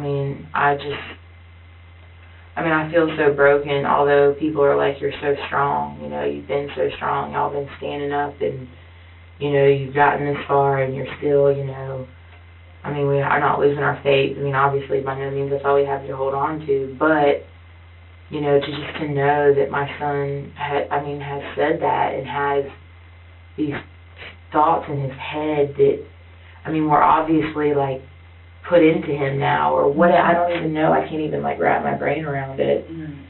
But, he did tell them that he knows that we need him, and that he would never do that. But the fact that he even shared that with them, I just know it's straight from hell. It's just the devil himself. And he's just trying to attack us, and I don't know.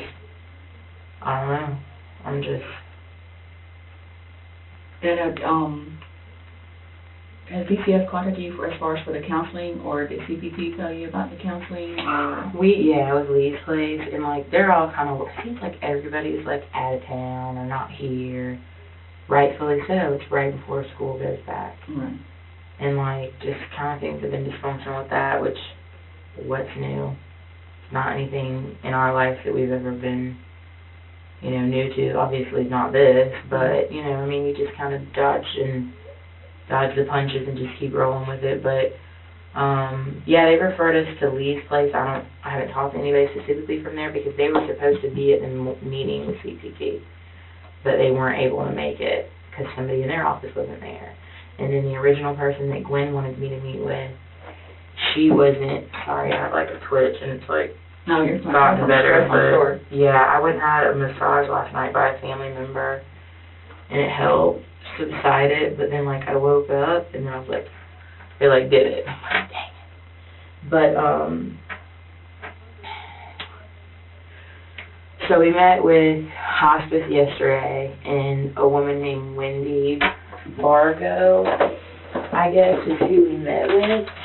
But Gwen wanted us to meet with Pam because Pam is like a personal friend of hers, like, and that's who she wanted to meet with, but Pam wasn't available.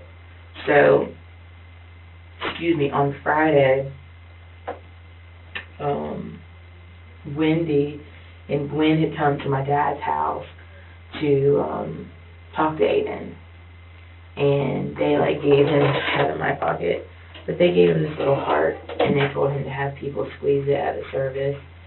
So whenever he needed to feel a hug, he could just hold on to the heart, because like everybody squeezed it, and each squeeze was a hug, or whatever. So I got it out of the car, because he left it in the car, but I have it.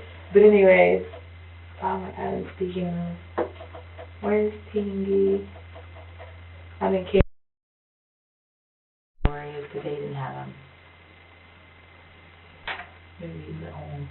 Anyways, but yeah, so we met with Wendy, and that didn't go so good. Is she from hospice? Yeah, she said some stuff to Zach that I didn't really like. She just told him, like, when he sat down, he had, like, this blank look on his face. I mean, we're in shock still. I mean, we're still. I mean, and she was like, she said something, and maybe not these exact words, but, like, basically, like, you look like you're going to fall off a cliff, or something like that. As, like, me, Aden, and I sat there with him on the couch. And I'm like, and then she, like, changed it, and then at the end, she's like, I mean, and it went good during the middle, but it was more or less just us talking and her listening. But then she's like, so do you think this is a good place to end? And then she goes, do you think you're going to need another session? And I'm like, really? I mean, I don't know. Maybe it's normal that they deal with stuff like this every day. I didn't think so. But I would think in a situation like ours, we would need some really serious counseling, like, every day for a little while. I would think so. And for somebody who works there, or has done this for years, I don't understand the comments that she made. Did you talk to Gwen about that? Okay. So, hopefully maybe Lee's place will be more helpful. yeah. But, like I said, I can deal with it. I mean, we're past that. I gave her a hug. I even told her thank you for meeting with us.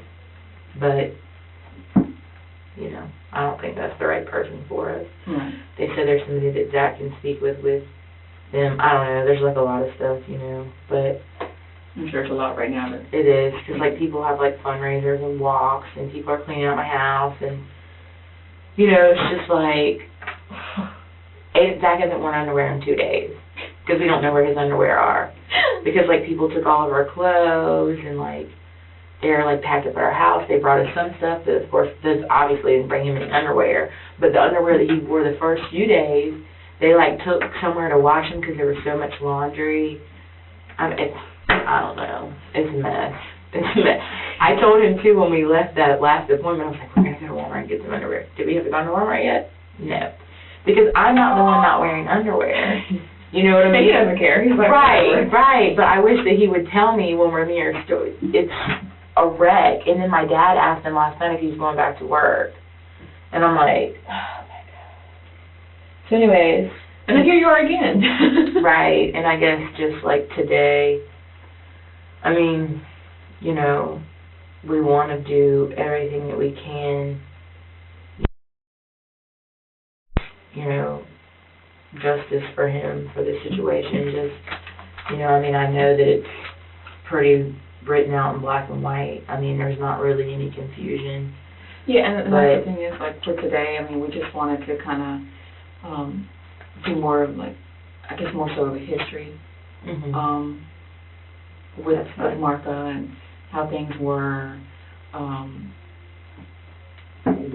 with the, you know, like one of the things we want to talk about was because I know when I asked you previously about her consistency with whenever she came, so I know she had been watching the kids for the summer. How was she with consistency on when she came? Was she normally on time? Was she normally late? With me, late. With Zach, early. So like, is Zach asked her to watch them? He would always have to ask her. because if I asked her, even in years past, there was always an excuse. So I learned to not really even ask. But more recently, she would ask me. I mean, I have texts in my phone where she would text me and ask and different things, but you know, even recently, I mean, sometimes I wouldn't even always respond to the text because it was like, with her, it was like you always had to tread so lightly. Because if you said the wrong thing or if you changed plans, she was really big on, like, if something was going to be a certain way and she was prepared for that, then that's what it had to be. If you changed anything, she would, like, freak out. And a lot of times, like, I've never known really, like, how to deal with her.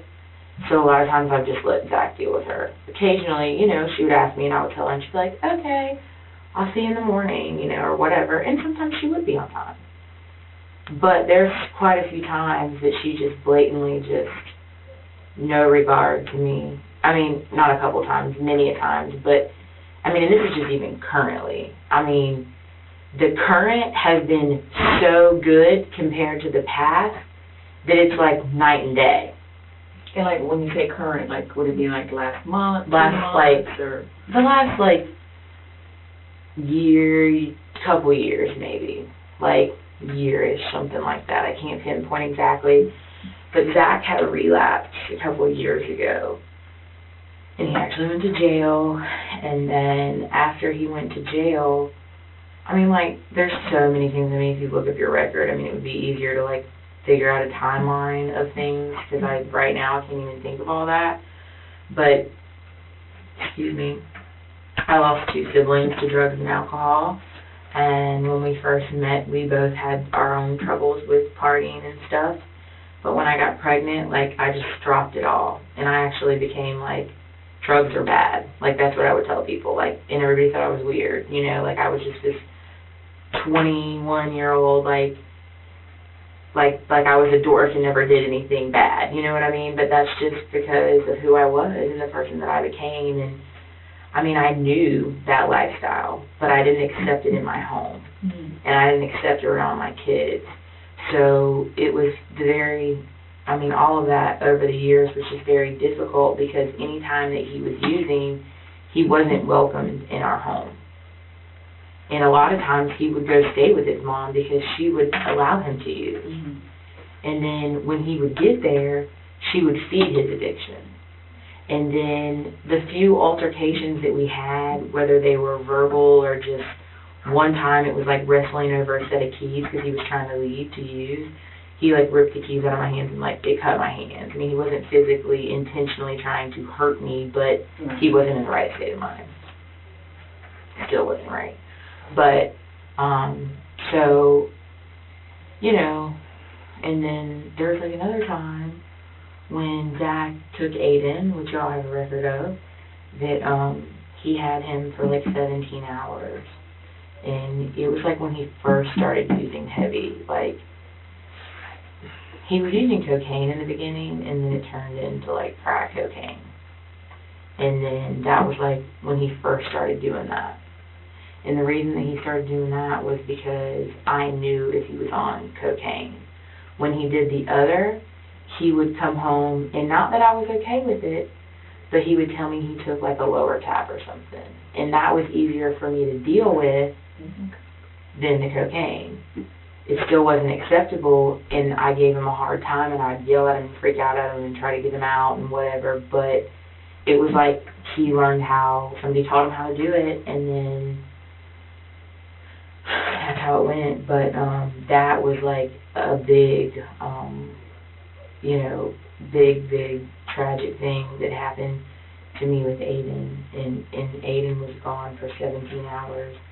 He had dropped me off to do filling in my dad's office, and he had my car and my cell phone and left me at my dad's office, and they were going to go to Chuck E. Cheese. And at the time, I mean, I had no clue the severity of it, because he did well at hiding it, but he was arrested for that, and he had charges of kidnapping, which his mother paid like $10,000 to get him off all of it. But after that, he moved in with her. There was like, she kept lying to him and telling him that we had a no contact order, which we did not. But he believed everything that she said, and then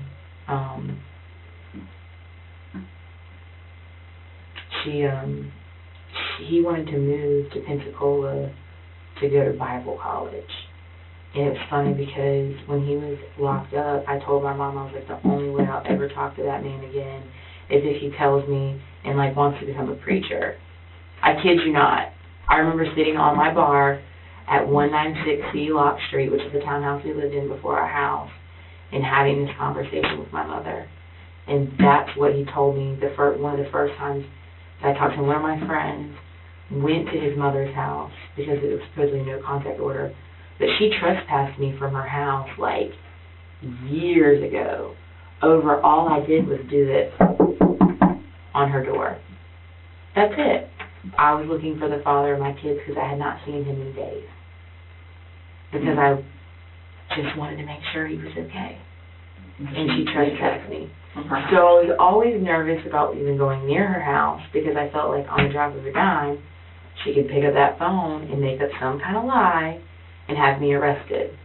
So it was always like just nuts. But it goes back even to the beginning. I mean, she just, from the moment I met him, she asked him when I wasn't around, like, where's your ex-girlfriend? Okay, well, you didn't like her, so he's like, why are you asking about her? Oh, I like her better than this one. Then it's just been, and then I lived in Panama, I guess, like, when we first met, I lived in Panama City, and we had met a few times, and then I found out he was having back surgery. So I came down to stay with him after he had his surgery, which was like, I could have just, it just pissed her off, because who was this strange woman coming to take care of her son that just had back surgery? But I didn't know she felt that way at the time. Then when I moved back, one of the first things, because of his injury and because of his surgery, he was living at home again. He had lived on his own before that. He had lost his car. But I had already met him, and all those things didn't matter because I fell in love with him, and I liked him, and I wanted to be with him. And one of my first things was, like, when I came into the home, one of the first times I came to the home, I was like, oh, my God, like, this is so sick. Like, what is wrong with this person? I knew his daddy had died. And I'm like, man, she really shut down from that. And I'm like, wow. And I remember just going to buy, like, cleaning stuff, like, this is before I even had my cleaning business. I worked at a hotel. Well, no, I worked at Lowe's when I first moved here. And I I got cleaning stuff, got on my hands and knees and scrubbed the floors. I didn't move her stuff. I didn't do anything, I didn't throw anything of hers away. I didn't do anything to try to hurt her. I thought I was helping. I was a young girl. I just wanted to help. And I didn't want to walk on those floors or, like, use that bathroom, so I was just helping. But I think that was just, like, a big thing even from the beginning, And then it was, like, when she found out I was pregnant, it was, like, every day she'd try to drill into him, that's not your kid, that's not your kid, that's not your kid, that's not your kid. All the time. And the day of my baby shower, she sent a letter to his job that said confidential on it. He told me that somebody with a bandana or something, or like a head wrap, delivered it. Now he says that he did find out it was her. I don't know if he didn't tell me that back then, because he didn't want me to know, Mm-hmm. But he did blame it on her, but he didn't say that it was her that delivered it, but that's what he says now. Is that your phone? Yeah, I'm sorry. My phone is making noises that it never made before. When I get a text message, it sounds like a harp's playing. Weird. I never did that.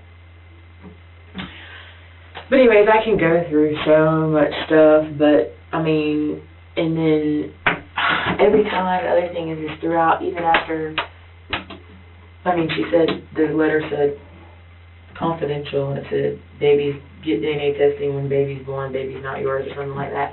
It's like an hour before my baby shower. Why? How sick was that? Mm-hmm. And then,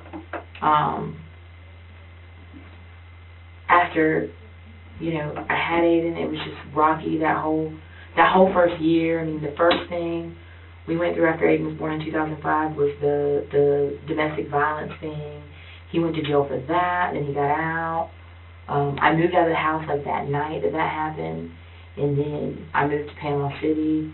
I moved to my dad's house, and I moved to Panama City, and then I moved back. I got an apartment. Actually, yeah, I moved back. I got an apartment, and then that apartment didn't work out, and then I think I went back to Panama City, and then he straightened up again, and then he got a job like personal training, and then at Impact, it was at Legends at the time. So I found our place off Meridian, and then we lived there, and it was weird, because like where she lived on Mary's Drive, all she had to do was come back behind TMH, and come down Benton, come up Benton, or whatever that is, that road is Bradford, Benton, Bradford, and then Meridian, and come right to my house. And at times, she'd like come over a lot when we moved there. And I'm like, she only wreaked havoc in our life. So I was like, it was weird, I was wondering, like, she would just stop by. And sometimes I would see her car parked like 2 apartment complex, like parking lots down, like when I would just get in my car, like she was spying on us. And I would tell Zach, you know, like, wow, right, just weird, weird. And then, let's see, and then we lived, and then, and then the thing with the kidnapping thing, you know, and we had to file grand theft on Zach for my car.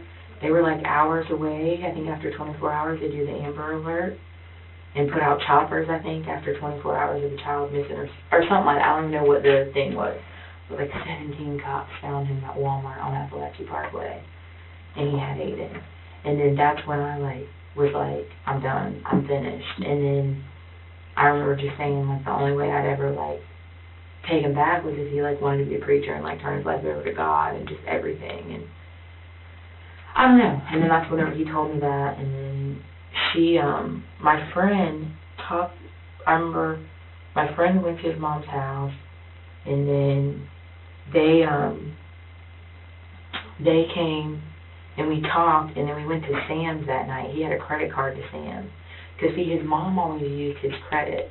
From the time he was 18, she started applying for credit cards in his name. She used to sign for him on everything without his authorization.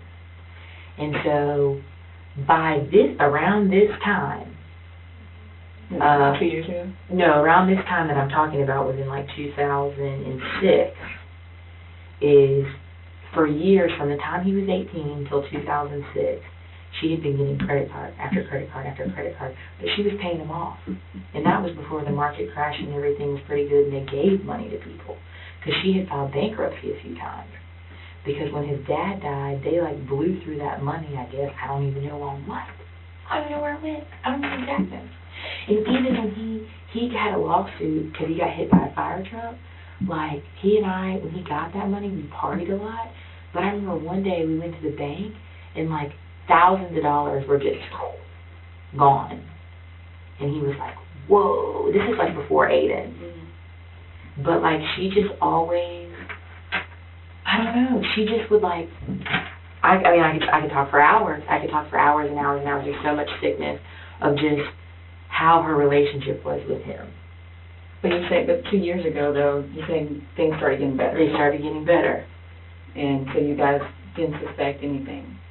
Or, like, how was she towards you 2 years ago, you think? So it started... I mean, she was always strange. Like, she always was like if I hug everybody. That's just, like, my family's Southern. We hug tight. And when she would hug her, like, when I would hug her, not when she would hug him tight. And she would, like, kiss him on his face and stuff like that. But when I would hug her, she would almost, like, go like this, and then go like this in the air. She would hardly touch me. And, I mean, it was weird, but I just thought she was weird. But you talked to her. You said she would talk to you about her TV shows and... Yeah, I mean, that's all she did, was go to the movies. She took the kids to the movies.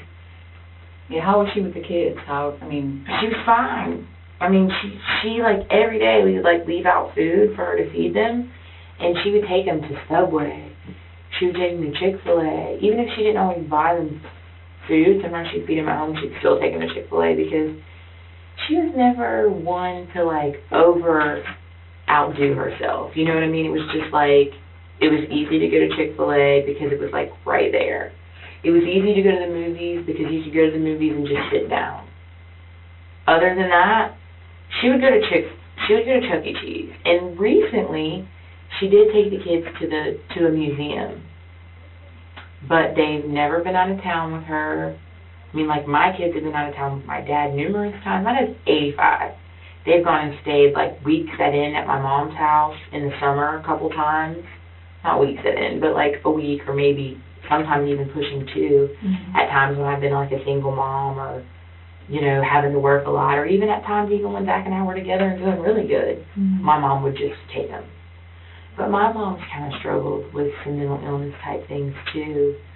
Complete other side of the spectrum, but there are some similarities in the middle with stealing and thinking things are going on that aren't. But overall, you know, she was never mean towards them. No, she never spanked them. She never hit them. Never disciplined them in any way. Never. She would get kind of stern with them here and there. But the other thing that I thought was weird with them since they were little, she never gave me any advice. And as a mother, we look to our elders for advice for our children because being a new mom, hey, there's no handbook that comes with a child. But her being a nurse at times for medical advice, I would ask her. She would never give me any kind of medical advice. She never bought them any medicine. She never doctored them. She never doctored a cut, a bruise. One time, Zach cut his finger or something, or his foot or something. I can't remember. But she came with like this big care package for him with gauze and tape and this and that. And every time he got sick, she brought him soup, Gatorade, Chloraseptic, cough drops, the whole 9. With us, nothing. The kids either? Nothing. The boys, nothing. Now, finally, and even when we lived at Lock Street, I'd freak out. And I'm like, I'm over it. I'm like, if you want to keep nursing on your mom and allowing her, excuse me for saying that, but if you want to keep allowing her to cater to you only, then you're going to have to leave. Because I'm not going to tolerate it. But, I mean, it's like, there was just so much, I mean, and sometimes you just,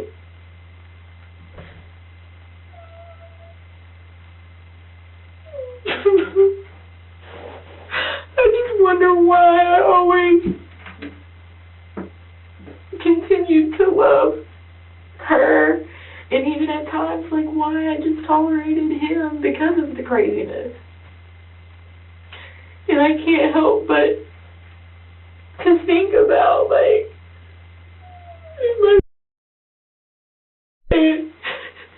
you know. You can't control what you love. You can't. And I mean, I do love Zach. I still love him. I'm trying to be so strong for him. But when you have people working against you, and you're just crawling up this ladder, and it's like you got people knocking you down all the time, and you're just crawling, and you're just going, and you're just, I work so hard for everything. I mean, everything. And I'm not saying that he never did. Because when he's clean, he's awesome. He's an awesome daddy. He's an awesome man to me. But it was like, me and my mom would talk, and it was like we always used the term that she was creating a monster. It's like she would... And you was her own child. Yes, but it was like she would, like, make him into this person that he wasn't. And then she would trick him. And she'd make him feel ways about me and say things to me and leave us. And just, I mean, sick. But, I mean, I continued to keep loving her. I continued to keep trying to, we always just would say, like, to give her God's love. I mean, like, I don't really know. And I'm not perfect. I'm not a perfect person. I'm not sitting here saying that I've never been short with her, or, I really honestly, because I don't cuss people out, that's not my nature, but I know I did cuss her out, like, one time. other than that, I don't really remember but that one time. Mm. Should have done it 1,001 times. But I mean, there's never been enough. And like recently, I kept encouraging Zach. I always did, but even more so lately. I kept telling him, like, he was on house arrest for, like, he just got off, like, a few months ago. And before that, he was on house arrest at home all the time. And so that's why over this past last year or so, because before, like, when he got out of jail this last time, we were separated. But he was living with her. And at first, I wasn't going to get back with him. But when we found out that he was going to go on house arrest, he wasn't any help, and he didn't have a driver's license either. He wasn't any help to me or the kids living at her house. Mm. Because she wasn't going to come get the kids. She wasn't going to come do this. She wasn't going to come do that. And it wasn't that I didn't want to be with him. It was the fact that I didn't want to allow, I didn't want him to keep feeling like I was going to be there for him when he screwed up.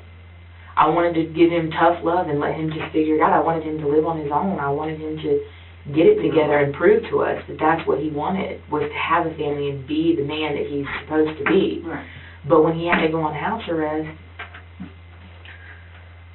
I mean, we lived so close to the school that he could walk them to school at the time. And if he wasn't at home, in the beginning, she would drive him and take him to work, like, every day. And at first, she would try to spend the night, like, all the time. And I'm like, Zach, no. Your mom's not staying here because you need a ride. I'm sorry that you made your life like this. I'm sorry that I can't always accommodate you to take you to and from work all the time and your mom has to help you. And it's not even that I even said I was sorry. I just was like, at matter of fact, I don't want it like this. I'm grown. I own my own. I bought that house in Killearn Lakes Plantation, a brick house at 25 years old. I have no education but a GED, okay? I worked my butt off for that. And I'm like, I'm not allowing your mom to live with us because she's sick and stay with us all the time because she wants to be around you. But I mean, I still would like allow way more of her time there than we ever should have because we feel bad for her. Right. And the night before all this happened, were things normal or? Yeah, everything was normal. I mean, she had come, and it's so hard just to even think like back, but because I had been going to school and doing all these things, and then the week before that, the dog had brought in, like, he takes this flea pill, but it doesn't, sorry, these nails, I'm picking them off. Oh. I had gel nails, they're driving me crazy. I guess my nerves, I'm just picking now. But anyways, I can go back to a week before because I think that, I think she had been planning this. You know what I mean? Like, I think it is, because I told you last time about the hotel, Mm-hmm. and, like, that all just kind of doesn't, it just seems weird. Even though she did at one point invite us, but that could have been, like, a comfort thing, to just kind of act like, I mean, why would I want to go spend the night in a hotel with her in the same town as my bed in my home? Mm-hmm. Why would I not want a night alone with my man without children? All right. And then on top of everything else, with the ticks, did I explain that whole situation to you? Y'all have that? Right, where you fumigated. Yeah, and so, but then it seems so like, well, yeah, I mean, we can get the kids out of the house for a little bit, and it'll give you, I mean, you know, you have a child. If you have any little bit of time, even when your child's there, even if they're busy doing their stuff, you're still, what can I get you to drink, baby? What do you want to eat? You know, brush your teeth, take a shower, you know, the whole everything, and it takes time. That's what we do as parents. We devote our life and everything to them, and everything else goes by the wayside. But I'm like, you know what, I gotta finish getting the house cleaned up. I can't live like this. And so when she said that, but I think that Saturday, I can't remember even Saturday, that's sad. I don't know if Zach knows, but I can't remember if she was there Saturday. I went to school Saturday. I want to say she was there Saturday. I don't know, my mind's just like crazy. I do remember Monday, like she was there, and again, like I told you she'd been doing, when I came home around 3 or so o'clock, she was gone. Like she's been doing more frequently when I come home from school. And not only was she gone, we had told her that the kids specifically were on a diet and we weren't eating anything that we, you know, fattening or this and that. Well, she'd taken them to go get pizza, and like 2 pizzas. And then, but I mean, she kind of was like one of those that just did what she wanted to. It was like, whatever. But she was respecting the fact that in the beginning, she was feeding them Subway and stuff, you know, trying to keep it healthy. And then even sometimes what we would lay out for her to feed. That was another thing. She didn't really know how to cook. The most she ever made my children was macaroni and cheese. And that was just a recently thing that she started doing. And I mean, Aden's almost 9 years old. And then a couple of times I would like leave chicken pot pies like in the oven with the timer set, so all she had to do was take it out. Wow. But the night before, You went to Marco's Pizza? right there by the house. And I remember Zach he got off work at like 4:15. We got home like right at the same time, or maybe I got home right before him. I can't even remember right now. But they weren't there. I might have got home before him, but they weren't there, and I was like, that's weird. But like I said, you've been doing that. So anyways, she And did you leave before she got back with the kids? Monday. That Monday, yeah. No. What I did on Monday, I think Sunday night I had stayed up really late. Because, you know, Sunday I think, we went to church Sunday. We did stuff around the house. I was still cleaning. And then when it's like time for everybody to go to sleep, I'm like, well, let me take my books out and study, which is what us moms do. So I stayed up like late that night. And so when I got up the next morning and went to work, I had come home or whatever, or I got up and then I came home from work and she wasn't there, but I was so tired and the kids had football and Zach was like, I told him, I was like, look, I'm tired, I need to lay down and take like an hour nap and then I'll get up and I'll meet y'all at football practice. And he's like, okay, whatever. So I guess when he came in, he got off work around 4:15 and I don't think we had talked, I think he just came home. And he called his mom and he was like, where are you at? Like he had already went over with her, like that we were supposed to go to football. And I guess she wasn't there and he called her and it was like, she had like no regards to like, she just took like a whole nother hour. Like what, if you just got pizza, it doesn't take an hour to get the pizza, especially from Marco's. Mm-hmm. I'm surprised Zach didn't go up there. I can't remember exactly what time he said she got there because I went back in the bedroom. I was like, I'm just going to go lay down. And I laid down. And I remember her coming in on Monday, and she was asking out in the living room. I could hear her what time we needed her in the morning. And I had closed the door to the room so I could get a nap. And she came to the door, and she's like, Spring, what time do you want me to be here in the morning? And I was like, well, can you be here at 9? And she's like, no. I got some stuff I got to handle in the morning. I can be there at 9:30. And I was like, I paused for a second because I'm like thinking, she always had like, when I asked her anything, she always had all these errands to run in the mornings. What do you possibly have to do? I would always think that in my head. I'm like, but she didn't have any AC in her car. So sometimes my nice self, I'm like, well, maybe she doesn't want to be hot. Because sometimes she would talk about how hot it was. So I would just be like, whatever, 9:30. So 9:30, she said. And I got up, I went to go meet him at, and that doesn't really matter what we did, I guess, I mean, I can go over it, but I went to go to football practice, and I slept a little longer than an hour because I didn't set an alarm. And Zach called me, and I got up, and I was like, I'm on my way right now, I'm about to leave the house. And then as I was driving, he called me again, he's like, where are you? And I'm like, well, I was like on Canega Turn on Thomasville Road. I was like, I'm about to be on Thomasville Road. And he's like, well, football practice is over. And I noticed as I was driving down Canega that it was starting to sprinkle a little bit. And I thought, But he called me and he wanted me to come there, but I kind of misunderstood him because he told me he was going to go to Walmart. So I was like, well, I'll just meet you at Walmart.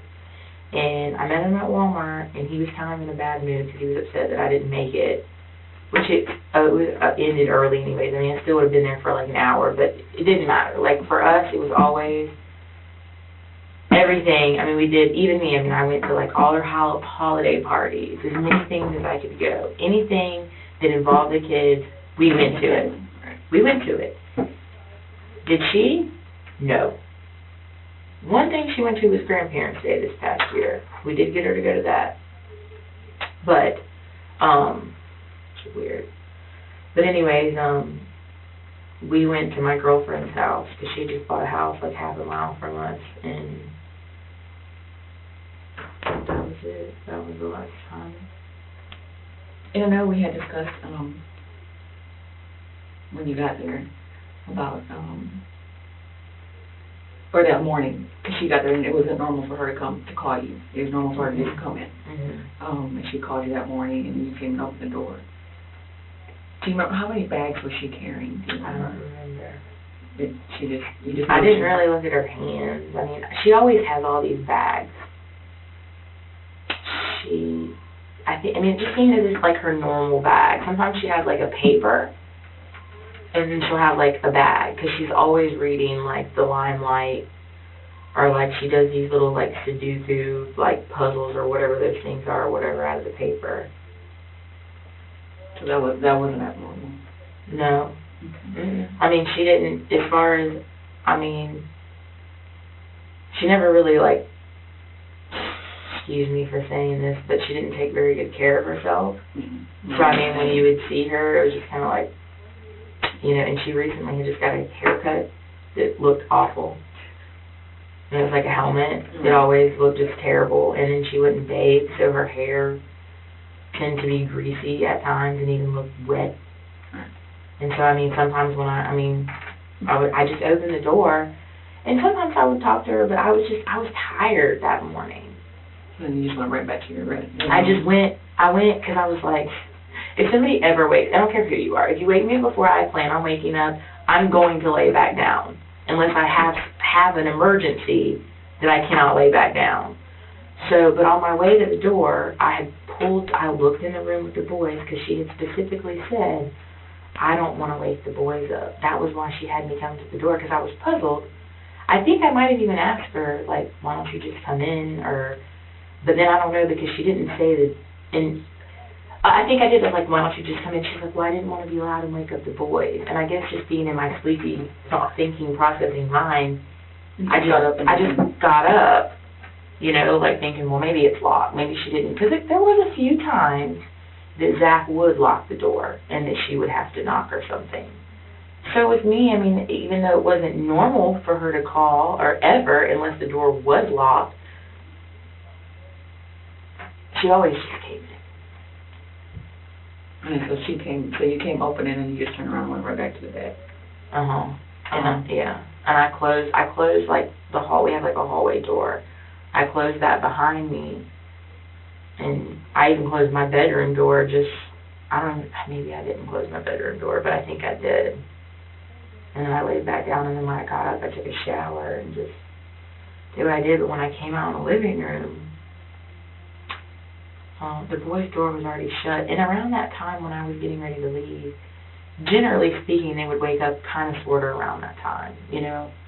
And I remember Zach had went to bed before me, but the kids always never failed. Feeding dinner, hour or two later, I'm hungry. They had ate out on the table like some Cheerios or something. Like, and we're like, you know, it's constantly like, we're on a diet, we can't be, you know, weight. And so, they had ate like some Cheerios or something.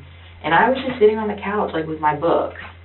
And, I mean, you know, it wasn't even ever typical of me just to kind of shoo them to bed. I mean, you know, I would always, like, give them lots of hugs and kisses, say their prayers, tuck them in.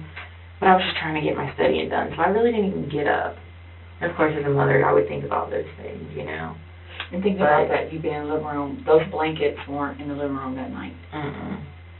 Do you, and I remember asking you, but I think they were in the bed with them. Because remember how I was telling you that we had bombed the house, and how we had washed, like, so many of the blankets?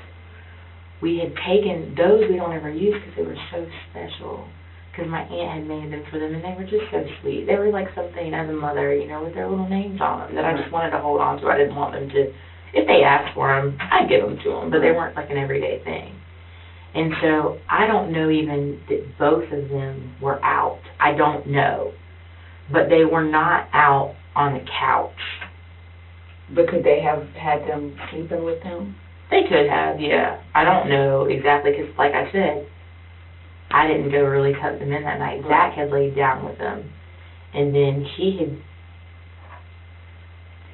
I can't remember if he had, like, I'm sure he got up and went and got in our bed. Because he always woke up, he would wake up early.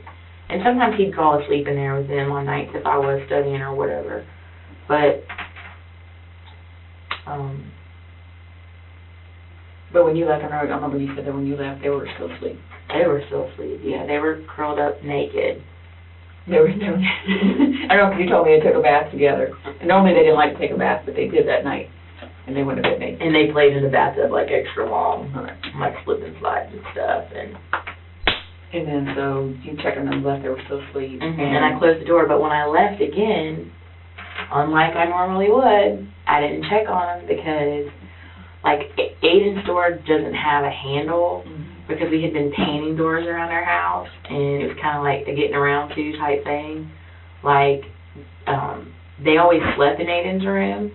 So for a long time, none of the doors had handles on them. And finally, we broke down and put one on the bathroom door because, I mean, it was a little uncomfortable for guests to have to use the bathroom. We put, like, a bath cloth in there, you know, on the door. But we got one on that one first. And then I remember my dad's girlfriend had came over one time, and she was like, yeah. And, like, our room had one because, you know, for privacy for us, for the kids not to ever come in. But I guess room that, like, people slept in because they always slept together in Aden's room. And truthfully, it was funny because I joked a few times because, you know, kids, when they're fighting between each other, they'll slam their door and they'll lock it. You can't come in my room. You know, we were kind of like, maybe, actually, I can't remember, but I think or might not even have a lock on it. What we decided to do was I had one linen closet and one coat closet. So what we did was we turned those doors around so the locks were on the outside to where you couldn't lock the door, but we put the closet ones on the kids' rooms is what the plan was until they got a little bit older, and then it was necessary to respect their privacy. Gotcha. But with kids, we never wanted anybody locking each other out. So even the getting around to Aden's, we just didn't, because it didn't matter. They didn't need locks on their doors anyways. But like I said, I don't think. But the bathroom, because I mean, yeah, the bathroom. Yeah. Right. But yeah, so they were still sleeping. They were naked. Sorry. No, you're fine. And then Martha, you said it looked like she was sleeping on the couch with the dog. She was. Sunday night, Aden had took and, like, laid it out, and he wrote a note for her to, like, sleep. She would always sit, this is another thing, is that the way my couch is, like, if you're standing in front of it, it's like this, and then it has a lounge chase. Well, the lounge chase was where I sit. And Zach, like, a lot of times, whenever she'd come over, she was always, like, sitting there. And kind of in the beginning, like, and I mean, truthfully, it's the most comfortable spot because you're directly facing the TV, you know, but it kind of, like, because she would hang out all the time, it kind of offended me because it was like, I worked all day, I don't want to come home to, like, and it's not even that I sit on the couch much at all or hardly ever because I've been so busy with school. But if I want to come home and I want to sit on my couch, I like to sit in my comfortable spot. And, I mean, she would just kind of, like, wear out her welcome. So a few times, Zach would say, hey, Mom, do you mind sitting over there, that spring spot? And then he would come and sit with me together, because it was kind of wide we could sit together there. And then we would let her sit on the other side of the couch. Well, it's like once he addressed that with her, she always sat on his side. It was like then that's just where she sat. But when Aden put this little blanket out for her, it was like she sat there because he left her a note. And I had asked her Monday, I said, did you see the note that Aden left you? You made your little special spot on the couch. And she smiled and she's like, yeah, I saw it. And then that morning again, she sat there.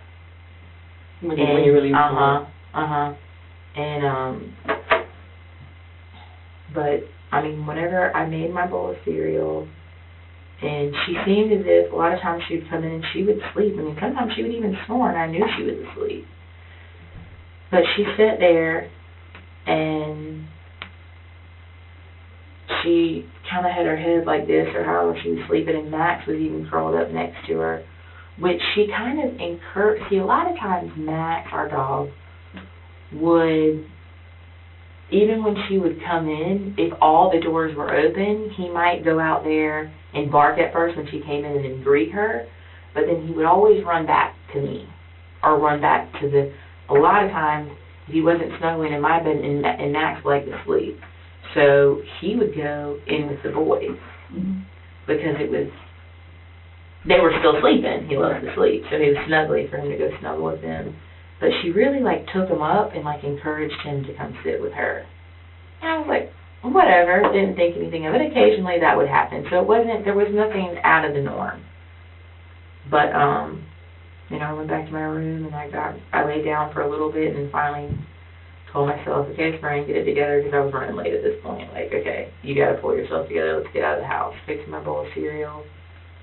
And then I didn't say anything when I went into the kitchen to fix my breakfast, and I tried to be quiet as usual, but I did. But she, when I left, I said, bye, y'all. See y'all later. I said something to that effect, and did the whole little normal, whisper, kind of her normal little departure that we had in the morning. And occasionally, sometimes she would talk to me, but, whenever she talked to me on the phone, when she called me, she didn't sound unusual. She sounded cheerful, as if she was excited for his birthday. As if she had got a good night, went to sleep early, and then just been out doing what a grandma would do. Right. Preparing for his birthday. And even when I answered the phone, even though I thought, that's weird, Marcia, I thought, right, she said she was going to be late, and then she's calling her. Right. There were just always things that she did that were just kind of just not usual. But so my mind would always just question her, and she just made my blood pressure rise a lot. But, you always hear about in-laws, and I just thought that was normal. I mean, what do you know? You just deal with life how it just threw it at you, but, so. I think the only other thing I was going to ask you about was, remember we discussed about the robes. Did the boys wear their robes normally in the bathroom, or? No, told you how. Well, being that I think that one was hanging, there was a rack hanging on the door that was white, and then there was this elephant rack thing. And I want to say that one was probably in there since from when it was cold, and that's sad, but it just was there. You know what I mean? A lot of times with us being home, we didn't close that bathroom door, ever, because a couple years back, whenever Zach was locked up or whatever, and I was on my own living with the kids, one night I was on the phone with one of my employees, and Aden was taking a bath. And I was laying on my bed. As a mother, Aden is definitely old enough, even a couple years ago, he's 6, 7, whatever at the time, probably about 7 at the time. And that's about when it happened. He was old enough to take a bath by himself, it was fine. But I was sitting there on the phone, and I was talking to my employees, and I got kind of carried away talking to her, because it was actually, Zach had relapsed and almost ruined, my whole business, and just everything had, almost fallen apart. And I was dealing with this one employee because she had not gotten paid yet, because some of the money that was supposed to go to me to pay employees, he had taken a check and used it. And so I was dealing with the stress of all that. So I had not realized how much time had lapsed that he was in the bathtub. Because I would always listen out or whatever, but I got carried away and trying to deal with this drama and this everything. And he goes, "Aw, Mommy, Aden's sleeping in the bathtub."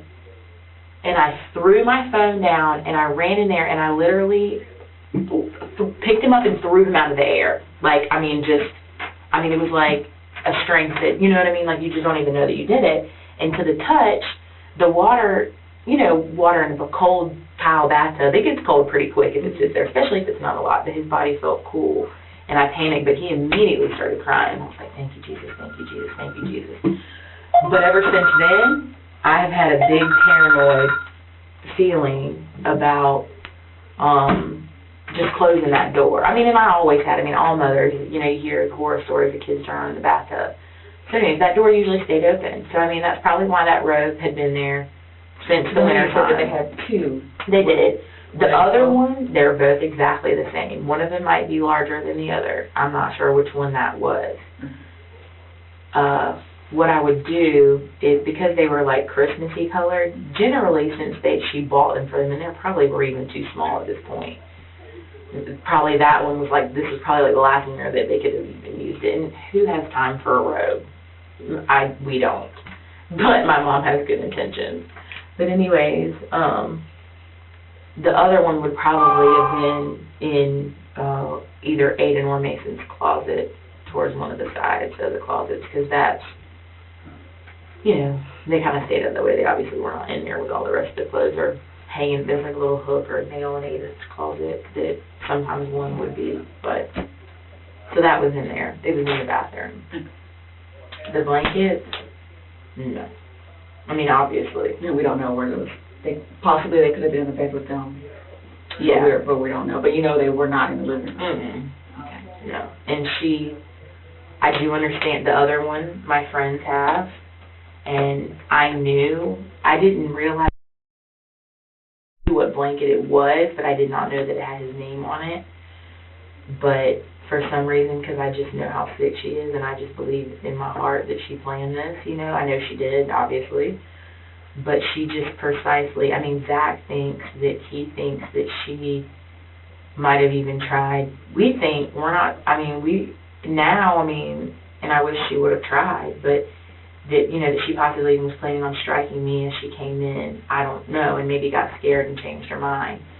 But he thinks that there's even a chance that you do get cold. You have goosebumps the whole time we've been talking. But sorry, these are my friends and people who are like at my house working. But anyways, he thinks that, you know, that she could have even like tried to plan it out to where she, you know, waited for me to come home to even attack me when I came home, or like, I mean, there was obviously some kind of plan to this, because for her to get those blankets, she had Aden sitting on the couch. And this is another thing that we've talked about, is that, I mean, I would like, and I don't know if it's possible, I mean, I think that it is, but I would like an additional charge for attempted murder for Aden to be brought on. And those are all things that we're discussing. Because to do. She asked him to come into the bathroom first. Her intentions were to kill him.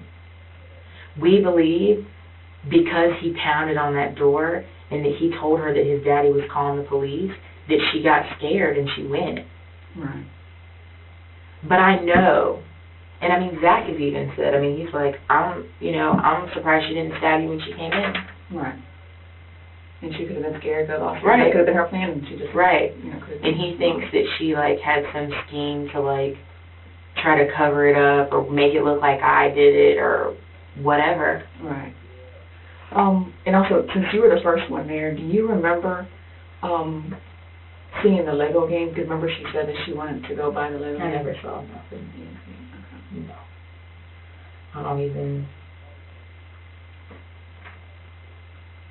I remember seeing Aden at the back door through the glass with the phone. I can't remember if I got him first or if he came in at the same time. I do remember looking at that door. I remember looking at Aden. I don't know which one I made contact with first when I came in.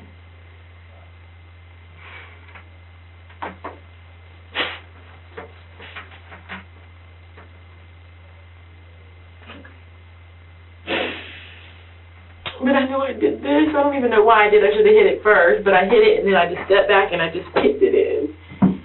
And, I mean, when I first looked, I still didn't think that. You know what I mean? I even saw the blood, but I didn't really. Until I pulled it back. I even saw his toes, but I still didn't think it was him.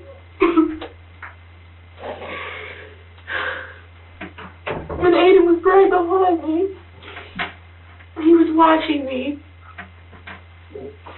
as I was trying to do the mouth to mouth, and I was just feeling, and I was feeling, and his face was cold, and his hands were cold because I was grabbing his neck. His neck was not cold, but his hands were, his wrists were, and his feet, and I grabbed his feet, and they were cold.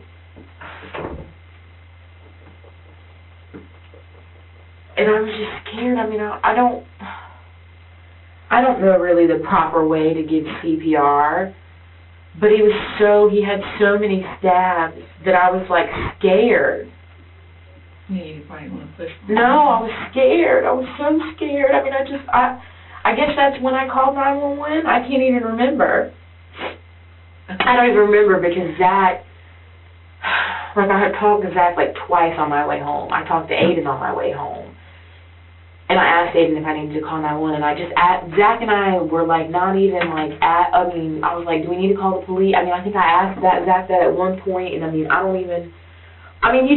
was never a thought, it was never, the kids play these shooter games, you know what I mean? Like Aden thought that they were teasing him in the bathroom at first. He thought it was like, they were playing a joke on him. But Zach said, I thought when he came, and now that I don't remember, I didn't even know what car he came in, so obviously I wasn't out in the yard. Because I thought I was out in the yard on the phone with 911. But he said when he came in that I was on top. Did you pull him out of the bathroom? No. No. Did Zach pull him out? Zach pulled him out of the bathroom? But I don't. You don't remember? Okay. Because Zach said that I was on top of him when he came in. And I didn't know that. All right. Yeah, everything happened so fast and you're in shock and you don't remember. My thing was just getting help. No, like after Zach, because I remember Zach pushing on him and breathing. And I remember, but I couldn't watch it. I just wanted help. I was like screaming, just please help us, please somebody come. And there was a guy from Talquin, like in his truck, like right there. It was weird because he was like looking at me, just sitting there, just looking. And I guess maybe when he was driving, he saw, who knows what he saw, because I don't know what I was acting like in the yard. Mm-hmm. But I remember I don't even remember what I said to him, but I was like wondering like why he was there and why he was looking at me like that, like how. But he probably had no clue what was going on. No, he was trying to figure it out. Right. He was trying to figure it out. But I remember the first sheriff, he pulled up exactly where she would have been parked. I remember him getting out and him running in. And that's really, after that, I remember running back in, because I was trying to flag everybody in. You're telling them where to go. Mm-hmm. Okay. I'll just make sure that there's nothing else I need to ask you. I'll be right back, okay? Okay, this is somebody from y'all calling me. You want me to answer it? Okay. Hello? Oh, hey, Zach. Hey. I'm up here in a room with a detective. Mm-hmm. Okay. Ask him about those hard drives because we never got them back. I just haven't even. Okay. We just had to go run through a couple of things that I didn't want to obviously revisit, but we got to.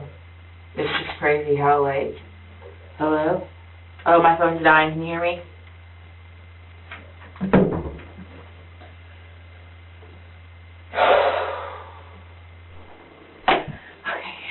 One last question. Is he done? Do you know, did he say, or? Yeah, my phone died on him. Oh. I was like, are you saying I can hear me? Because it'll, like, my phone signal, it'll beep, like, 30 minutes before it dies, and it, like, gives you one warning, and then you forget. Like, you forget it's going to die. You're not looking at it, but yeah. Aden's clothes that he was wearing today.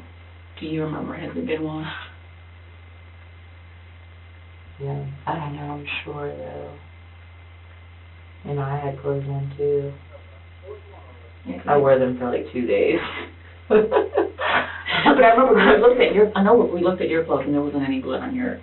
Just on my hands, which I got the samples of. Right, and we did the swabs and we took photographs of that. I don't think Aden would have had, I don't know, because, he didn't physically, like, go in the bathroom, I don't think, because he ran outside. Like, I don't even, like I said, you know, I obviously don't know, but he never went in there and touched him. If you wouldn't mind, Yeah. wherever you get a chance. I'll ask. I can't even remember what he was wearing. I want to He say, might know. I want to say it was like a yellow T-shirt. Was it an orange one? Yellow or orange, I don't remember. It was one or the other. Some sweatpants. If he can remember, great. Okay. I know they had taped. I was in. I Take a actually- phone call real quick. I actually can call you tomorrow. No, I cannot call you. Well, I'll find out about that like as soon as I get downstairs. This is my phone is dead and I can't call, but he wore this one shirt. It seemed like for a few days too that said "No pain, no gain." And was that what he wore? Yes. Okay. Yes, I remember. And then he wore gray sweatpants. Yes, that's exactly what I remember. Somebody. And I had on a red shirt. It did have one little spot like right here. And do you know if that's been? If it's been washed, I don't know. Because like I said, they had been coming and like taking all of our stuff. Right. If they But, haven't, if yeah. we can find, then we can come by to collect that. Definitely. Oh, and one last thing.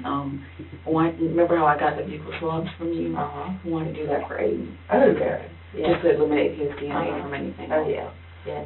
And I think that's it. We should be done. I think if anything else, Yeah. we should be able to ask you. Mhm. I don't think I don't want to keep having to drag you up here. It's very hard. Yeah. It's been hard on you. Yeah. And if there's something, you have my number, you have my cell phone number, if there's absolutely anything you need. Yeah, I mean, I know that this isn't like a hard case to like. No, but we obviously- want to make sure that there's absolutely Yeah, nothing. it's just like our, like, and I wouldn't even say that they're fears, because like we've obviously had to just give this all to God, but like her family was so like just different, and now that she has like an attorney or whatever, like I don't even know, because I don't even really try to listen to anything, but like being that was Zach's mother, you know, like he just is trying, you know, I mean, like that's all he feels like he has, and it's like we don't want to see her, like watch her, like fight to, like, for what, you know what I mean, and like ruin everything that he would inherit from her, whatever, you know, but I don't know how, like, I don't know, like, we don't know what her family thinks, we don't know, like, if they're going to try to, like, because her sister, he talked to her sister, which they had tried to reach out to her, but his sister said something about, like, insanity and, like, I mean, obviously it just makes us nauseated to, like, think that, for one, they don't even know her. Yes, and, like, we don't even know, like, her sister said she doesn't want to see her, but then again, you know how family is. They think of the good, and that's what they go back to. And, I mean, like, I've been under the understanding that they're doing, like, all these psychiatric evaluations on her and all this and that. But, I mean, like, if we got to dig deeper with more history of anything, you know, like, that's why I guess I started just pouring out, like, history and past and just, like, just her. I mean, it was just a rooted hatred towards, and if it wasn't me and my children, it would have been another woman and his children. You know what I mean? Like, I just feel like it was just her, like, with him. But we don't want that. We don't want, I mean, he was saying that she would be in solitary confinement for the rest of her life. Honestly, I don't think she even deserves that. I think she needs to be amongst others. And they need to, she needs to deal with that. Because I think her sitting in her room, that's all she ever did. She's with her demons. Yeah. I don't like that. I don't like those comforts. That to me is too comfortable. You know, I'm sorry I feel that way. I just don't. No, of course. You know? I'm going to call real quick to see how. Can you find out? Yeah. That's for you. You need like a brownie jacket, a starter jacket or something. We need to give you some like. That's why I always have my text. I know, I will never forget your file. I looked up there and I mean, that day, obviously, as devastated I was, I can honestly say that that made me laugh. It made me smile. I don't know what it made me, but it was funny. Thank you for your vitals up there. I was checking to see how it's going with this phone. Yeah, oh yeah. And then it's okay if I just bring it up here. When can we find out about that charge, an additional charge? Like, and can you explain to me like how that would work, or like what would be the stipulations on that? And Yeah. is that why y'all are trying to find blood on Aden? True. Mm-hmm. A lot of people. I mean, isn't it like his like? Well, yeah, I understand. Yeah, but okay. Can I use the bathroom? Yeah. Do you remember where it is? I think so. We shall see.